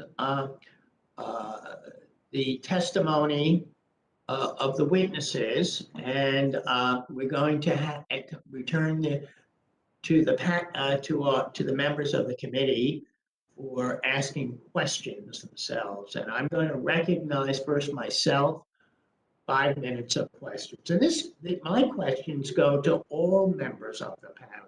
You really, from your own experiences, have added a lot to the issue.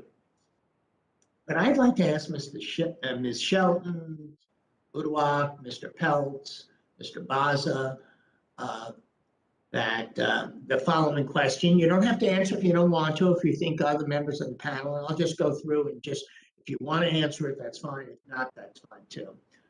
All of you. That in the coming months, communities across the country are soon going to see a huge influx of funds to clean up legacy pollution sites.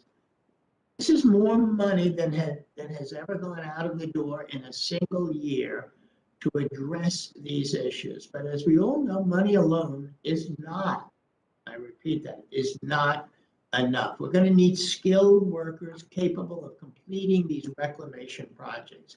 So my question is, how are the states and communities that you are working with expanding workforce development so that they're ready to receive these federal cleanup funds? Are new training programs necessary to help grow this workforce? And what roles can the Interior Department play in establishing worker training programs? So each of you may or may not want to contribute, but you'll all have an opportunity. First, Ms. Shelton, is there anything you would like to add? Yes, thank you for that question. I think, this is a really critical part of effective implementation of the program. I think the first step is to educate existing contractors in our areas about this opportunity. Groups like mine and in my state, the agency itself is eager to help educate new contractors about the program and the bidding process for the AML work. Simultaneously, I think it's really important to understand what will be necessary to attract new contractors. We've learned that creating larger contracts will help attract contractors. Contracts in the areas have been relatively small, and because there's been such little funding for this work, we'll now have funds to tackle larger projects, which will help create some variety in terms of the project and some of the contractors interested in work. the last couple of things I want to add, there are in the legislation, there's a provision that allows states and tribes to aggregate sites and projects into a single contract. And I think that's really to that work. As not only because it ensures there are large contracts, because handling projects by geography and project type is also like to create economies of scale that are more cost effective. And last, as mentioned, I forget training for on such a program to learn the skills for this. So those are some of the things that we're thinking about in terms of workforce development. Well, I thank you, Ms. Shelton. I have to comment, though, that at times your voice was not that clear for us. And so I just wanted to mention that, but thank you for your testimony and your answering the questions. Uduak, my question, the same question. What is California and the local communities in California? Are they ready to receive these federal cleanup funds? Are new training programs going to be necessary to help grow this workforce? And what role do you think Interior can play in establishing these worker training programs? That's a great question. In California, this has been a catalyst. We've known this is a longstanding problem. The Governor Newsom has proposed an additional $200 million in one-time state funding to add to this, including an additional $16 million to create a pilot workforce training program. We've identified that this work should fall under unionized workforce and apprenticeship programs from the operating engineers and the laborers. But this would be a scale up. And so, programs like we're doing in California as far as workforce training, but also making sure that it's a requirement from the Department of Interior.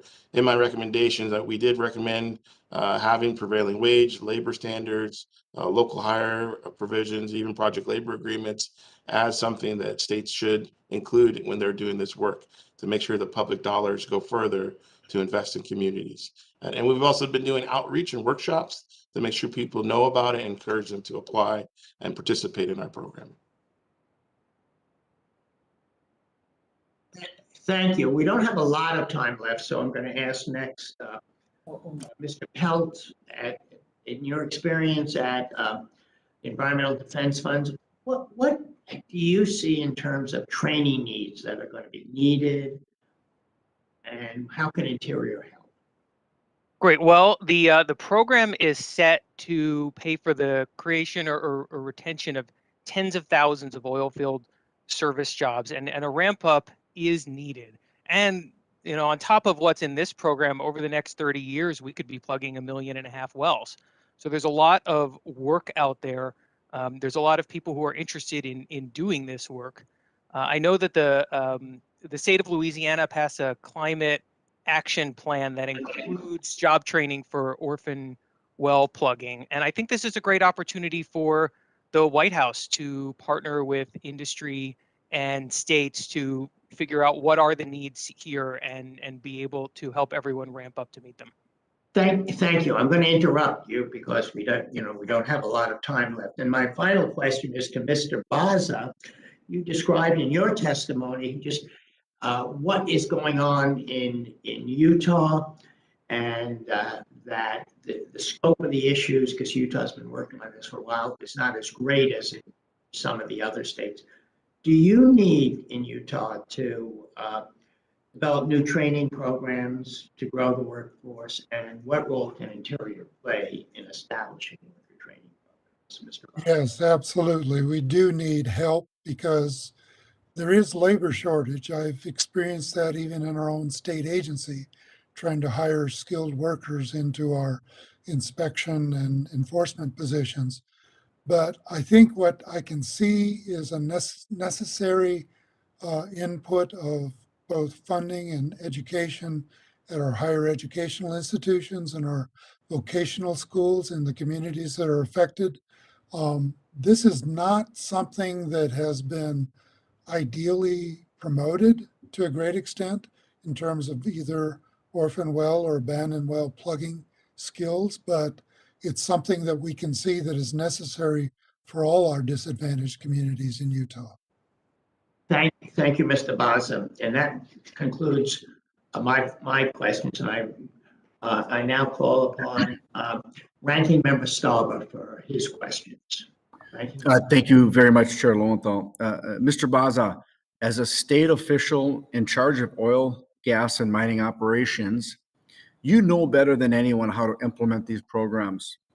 And I understand that the states working through the Interstate Oil and Gas Compact Commission have provided feedback on guidance documents released by DOI. Has DOI adequately addressed these comments and or indicated a willingness to work closely with you? My impression is that the willingness is there. They've had several conference calls with multiple states through the IOGCC. However, I think where the rubber meets the road, I haven't yet seen a lot of guidance coming directly, for example, to the state of Utah with the needs that we have, which are relatively small, or with our labor shortages that we're experiencing. So I would say that there's more outreach necessary. Okay, so maybe at this point, the lip service needs to be put where the rubber meets the road. Would that be correct? I agree with that, yes. Yeah. And as a state regulator, you are a leader on this issue and a partner by statute to the federal government. What recommendations would you have for DOI to ensure states are truly treated as partners in this process? Well, I think I could speak not only for state governments, but even the tribal communities as they engage with discussions with DOI. They've got to do it on a very direct government to government basis. I know it is good to have these general meetings with multiple states on the IOGCC calls, but as I said, it would be great if people from DOI would directly reach out to our governor and our organizations here in Utah and coordinate with us on a one-to-one basis. And the DOI hasn't reached out in that one-to-one capacity? Not as yet. Okay. Not for Utah, at least. Okay. And here's an easy one. Has the Department of the Interior held a single lease sale in the state of Utah since President Biden took office? No, there haven't been any lease sales in the state for the last 2 years. And how long does it take BLM to issue an application for a permit to drill on federal lands? And how long does it take the state of Utah to do so?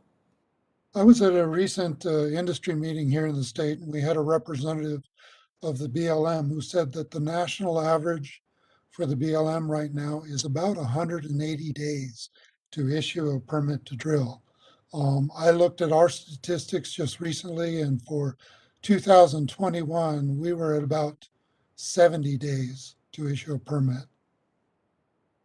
Okay, so the efficiency within the state of Utah in developing these permits is something that maybe the BLM can consider some of those efficiencies. Would you agree with that? I would agree with that. I also say that the 70 days is not a great statistic for us. We would like it to be a lot lower, but the complexity of what we've seen in horizontal drilling these days has greatly increased the length of time for permitting. Yeah, and I think earlier you said something that the DOI working together with, you know, the states and what have you, and in particular Utah, as for this discussion, working one-on-one. I think the collaboration we can gather information to make the BLM even more efficient in their permitting. So, altogether, what do you think what's the reason that the delay is more than double? What do you think the reason is? And have you expressed an opinion to the DOI on speeding up the redundancy, speeding up the permitting? Well, I think we're probably far more nimble than the federal government in terms of both addressing on-the-ground issues and assessing the impacts of drilling. I do know there's a whole lot of additional regulatory baggage that my BLM counterparts have to address. Things like NEPA or general environmental issues that we tend to do very quickly and in sort of an environmental assessment light process in the state of Utah. So that's one area where they expand their timeframes. Great, thank you very much. And Mr. Chair, I yield back. Thank you, Ranking Member. The Chair now calls upon the Ranking Member of the full committee, Ranking Member Westerman, for 5 minutes of questions. If you're here, I believe you may be out of the parking lot, as you pointed out in your last statement.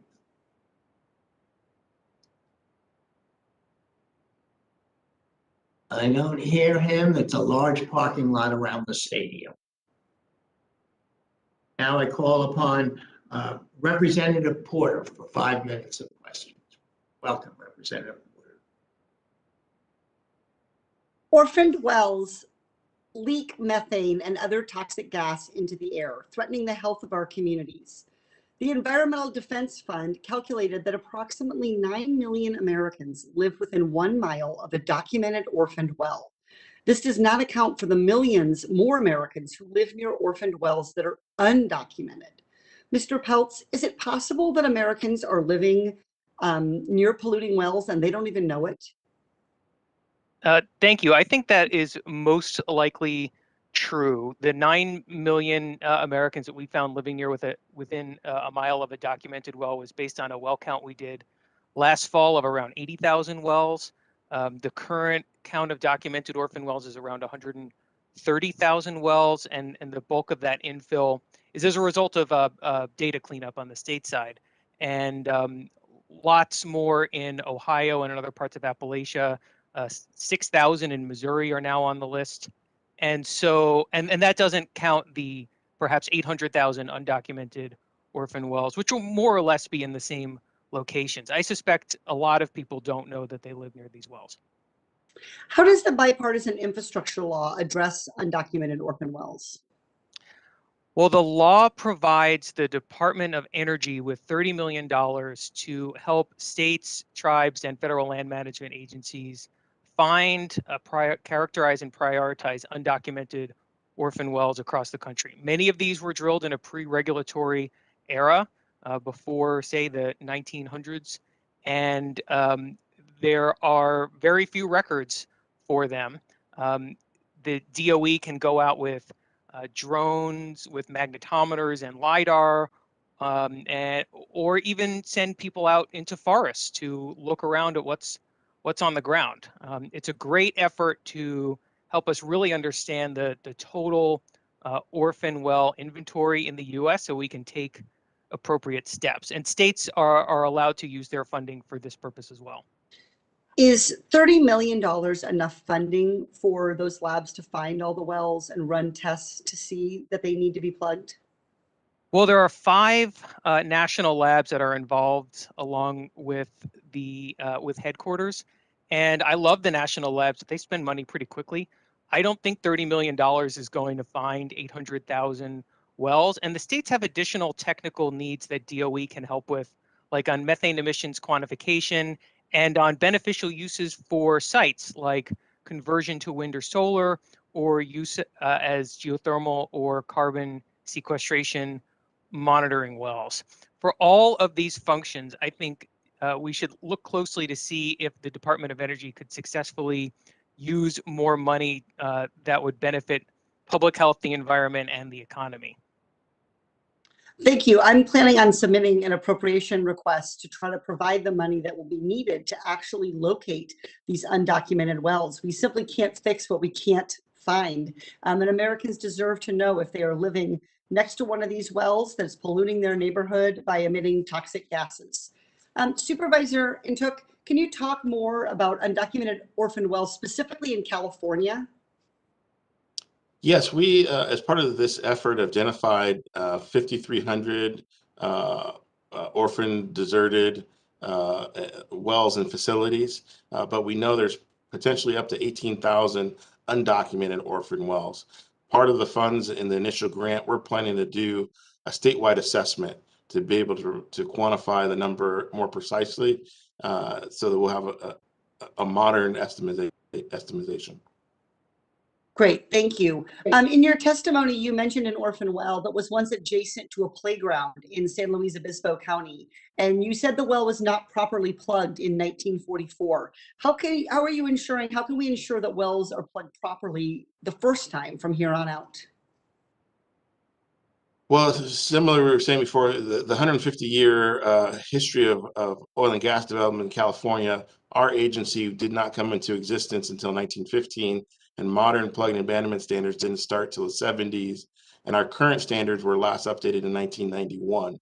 So any abandonments happening now going forward will isolate the hydrocarbon zones, the base of fresh water, fill the well with cement, cut it off at the surface, so it can't be a hazard like the Beckett well was in San Luis Obispo, adjacent to a playground with only rubber tires around the top and open at the surface. Thank you. I yield back. Thank you, Representative Porter. Have we found Mr. Westerman in the parking lot? Welcome to the committee, Mr. Westerman. On the playing field here, Mr. Chairman. Thank you. Thank you, Mr. Baza. I have, my feelings, my ideas and beliefs about the best way to regulate oil and gas and mining operations, and that's to let the states do that on leases within their borders. And I think that would even extend to the Orphan well and the AML programs that we're discussing here today. Mr. Baza, as you know, the Department of the Interior hasn't approved a single lease on sale in the state of Utah or any other state for that matter. And this is all lands managed by the Bureau of Land Management. How does the impact of oil and gas development on state and private lands affect or impact the state of Utah? Thank you. That's a great question. I think when we look at how business operates regionally, the capital investors for petroleum development are going to go to the place of least resistance or the best return. If, for example, with a large percentage of federal lands in Utah, we're not seeing competitive lease sales going on, then that's going to affect state and private lands because those capital dollars will flow elsewhere where they can develop and get a good return on their investment. So I think, we're going to be harmed in the long run if we don't see competitive lease sales occurring on the federal side, and the state and private lands will be injured in the process. And I know, I'm not sure if this is true in Utah. I know it's true in a lot of places where you have kind of checkerboard patterns of ownership. And you might have some federal leases, you might have some private land, you may have some state land all next to each other, and these wells that go down vertical and then turn out horizontal for a few miles, they could cross several lease sales plus cross private land or state land. So how could you can you explain how you could have leases and even permits on some sections, but because you don't have the adjacent one, how that can cause you not to be able to develop? That's correct. I know that some leases may be as small as 40 to 80 acres on a 2-mile lateral, which is what most of our horizontal wells are being drilled on. You can cross multiple lease types: state land, private land, federal land, and even tribal land. And if any one of those land types would hold up the process, then you've just missed out on the opportunity to drill that 2-mile horizontal well. So it's pretty strategically easy to approve some leases and permits and then block out development because you don't have the surrounding leases and permits. And like you said, any one of these ownerships can get tied up for various reasons. You stated in your testimony that DOI has suggested to the states that they must modify their established plugging programs to include DOI best practices. I remember back to a lot of debate we had on blowout preventers in the Gulf, and the federal government wanted to not tell the producers, you know, they didn't ask them what time it was. They were trying to tell them how to build the watch. And they had this kind of Rube Goldberg contraption that they were claiming was the best practice, best technology, which was totally unfeasible and probably wouldn't work had they done it. What do you think about the federal government's best practices compared to the state's best practices, or even to industry best practices who are out on the leading edge of innovation and technology? Well, frankly, because we've had our program in place for the past 30 years in plugging orphan wells, I really do feel we already have best practices. And these are systems that are designed to be efficient with state money. Even though we would be looking at additional federal money, we would be no less efficient or effective in plugging wells. So I would prefer if the federal government would merely say, Utah, you've already got a great program. We're just going to make sure that fiduciarily we're managing the funds properly and let it go at that. And what you've got works. So thank you for your testimony. I'm out of time and I yield back. Thank you, Ranking Member Westerman. I now call, I believe it's our last member, Representative Tiffany, for 5 minutes of questions. Hey, since I'm the last one, can I have more than 5 minutes as was suggested in the last questioning, Mr. Chairman? I did not give additional time, but I'm not going to count this against your time. You're so kind, Mr. Chairman. Thank you. Mr. Peltz, in your testimony, it says scale up hiring for orphan wells. In other words, sounds like on the federal side, scale up more hiring. Do you think there should also be hiring scaled up for getting permits out? Well, unfortunately, I'm not an expert at all in federal leasing and permitting, and I don't know what BLM's capacity is or isn't. But I do know that for the orphan well programs, as they grow, in some cases 40 times larger, like in Pennsylvania, the state needs more permitters there, and better data management systems, and contract procurement experts, and more inspectors to be able to go out in the field and make sure that that this work is done properly. But the vast majority of the jobs that will be created under this program will be in the private sector. Does the Environmental Defense Fund take any money directly or indirectly from Russia or Chinese interests, in particular Absolutely their not. governments? Do you guys take any money from the Sea Grant Foundation? You know, I'm not sure. I'll have to check and then answer for the record. That would be terrific. If you could find that out, that'd be great. Because it's been pretty much proven now that the Sea Grant Foundation is passing out money that's coming from foreign governments. Mr. Baza, thank you so much for being here today. And I want to extend the questioning that Ranking Member Westerman was talking about. I read one paragraph in here in your testimony. Additionally, specific initiatives are being suggested, including addressing climate change, environmental justice, and creating union jobs. Have you been given direction or guidance what that means at this point? I believe that there is a draft guidance that's still being discussed. Have you done, Mr. Baza, have you done an analysis at all on how much more how much more time and money it will cost you to go through those additional requirements? No, I haven't, honestly, but I know it's got to take more time than what we're already spending in these wells. Could it be the case that you may not want to take the money if it puts too onerous of requirements on the state of Utah? Again, that's a great question. I did say that part of the process has been slow enough that we weren't able to go through our standard legislative appropriations process. It wouldn't surprise me if once we did, the legislature saw these strings attached and would say, no, we're not going to accept those federal funds, but that's a decision they would have to make. Yeah, for sure. Might it be the case where you're going to, because of your successful program, ask for exceptions because of your exemplary record? Where we can ask for those exemptions, we certainly will. Yeah. Do you ever get issued exemptions? I mean, have you asked in the past for exemptions for things like this and been granted them? You know, there hasn't been a lot of experience with us receiving federal grants of this type or this magnitude. We do have grants in our coal program and in our abandoned mines program that we utilize. And the federal government often provides us with exceptions or variances where there are exceptional circumstances. So you cited NEPA earlier, and the NEPA process, whatever you call it in Utah, do you believe that that works?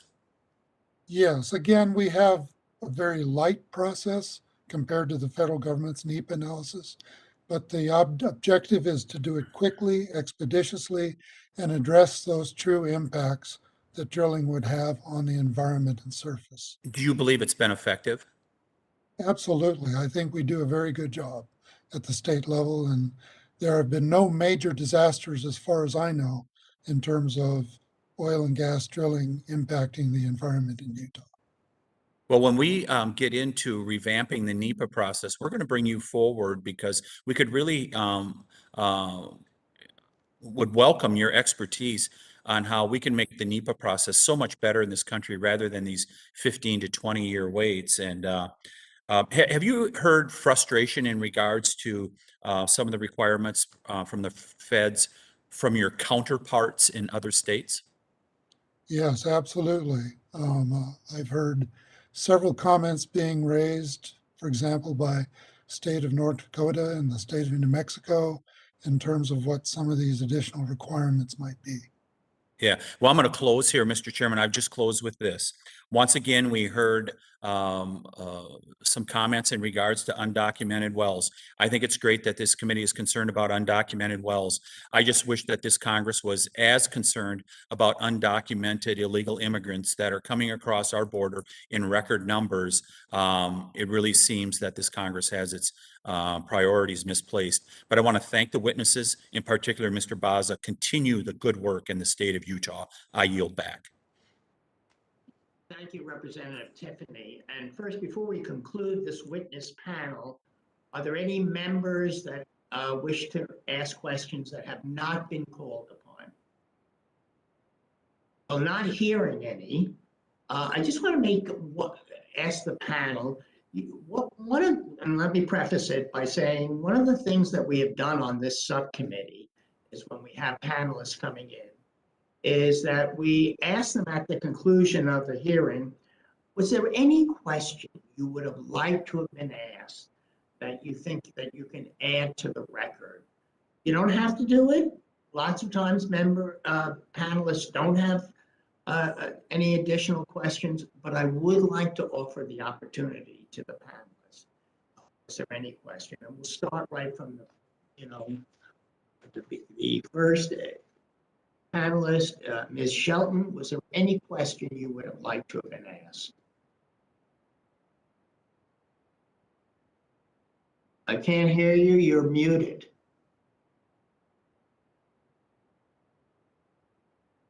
Can you hear me now? Now we can hear you, Ms. Shelton. Okay. I'd just like to emphasize that, we have talked a lot about about the economic impacts of these programs and cleaning the jobs that need to be created. And that I just want to bring it back, though, to the fact that, we're communities live with these hazards. And, there is a lot of conversation to be had about how best to address these hazards, what programs, but we just need to get it done. And I think the really important thing for us to do at this level of government, at the state level of government, local level of government, is to really focus on the goal of cleaning up these sites. And so I thank everyone for your commitment to that today, and hope that the goodwill towards that intention continues to protect communities all over this country. Thank you. Supervisor Uduak Joe and Tuke, is there any question that you would have liked us to have asked that you can think you can add, that your response can add to the record? Yeah, one question might have been good of what is California's experience with DOI? And if I could share, we've had a very positive relationship. We had the opportunity to host Secretary Holland in Los Angeles to visit urban oil and gas sites. They did come out to our business meeting meeting last year in Santa Fe, New Mexico, and gave a presentation of the program. We've had many virtual correspondence, individual direct correspondence. We have a meeting, we've met with the Bureau of Land Management here in California and provided wells and are coordinating on orphan wells on federal property here in California. And so just to add on that, that would have been a great question for us to be able to speak to as far as California's engagement with Department of Interior on multiple levels. Thank you. Mr. Peltz, is there any question you would have liked us to have asked, and how would you have responded to it? Yeah, so on a question of how to reduce future orphan well burden, I should say that it is so exciting that this money is available for states to accelerate their orphan well plugging program. States have been plugging orphan wells for decades, and this money will help them vastly accelerate that process. But even so, there will still be a lot more orphan wells left to plug, which may require additional funding. Perhaps more to the point, we have a current inventory of maybe 1 million active oil and gas wells, and some fraction of those will be plugged on their own, half, maybe more than half, but a lot of them might not be under current policy. And so the question is, how can we work together, federal land management agencies, states, industry, other stakeholders, to figure out how to get to a place where all of these wells are plugged in a timely fashion at the end of their useful lives with private money? I think we can get there. I think a lot of states have already made really strong movements in this direction. In some states, this is not that big of a problem. In other states, it's a bigger problem, and it's a team up effort to figure out how to do it right. And there's bonus money in the law to reward states that make progress towards reducing future orphan well burden.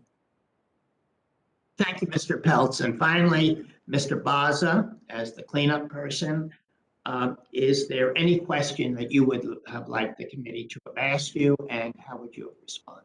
Well, as cleanup, hopefully I can hit it out of the park. All right.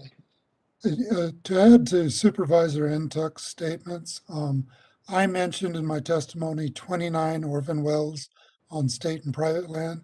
I know there are a number that exist on federal land in Utah as well, and the BLM has their funding pool that they can draw from on this. I think one question I would like to have addressed is, how can we cooperate and maybe make our different pots of money go further by coordinating our activities in the state across state, private, and federal orphan well situations? I want to thank all, first of all, thank you for that answer. I want to thank all the witnesses for their valuable testimony and the questions and answers that they provided at the end, and the members for their questions. Members of the committee may have some additional questions for the witnesses, and we'll ask you to respond to these in writing. Under Committee Rule 3.0, members of the committee must submit witness questions within 3 business days following the hearing. And the hearing record will be held open for 10 business days for these responses. If there's no further business, without objection, the subcommittee stands adjourned.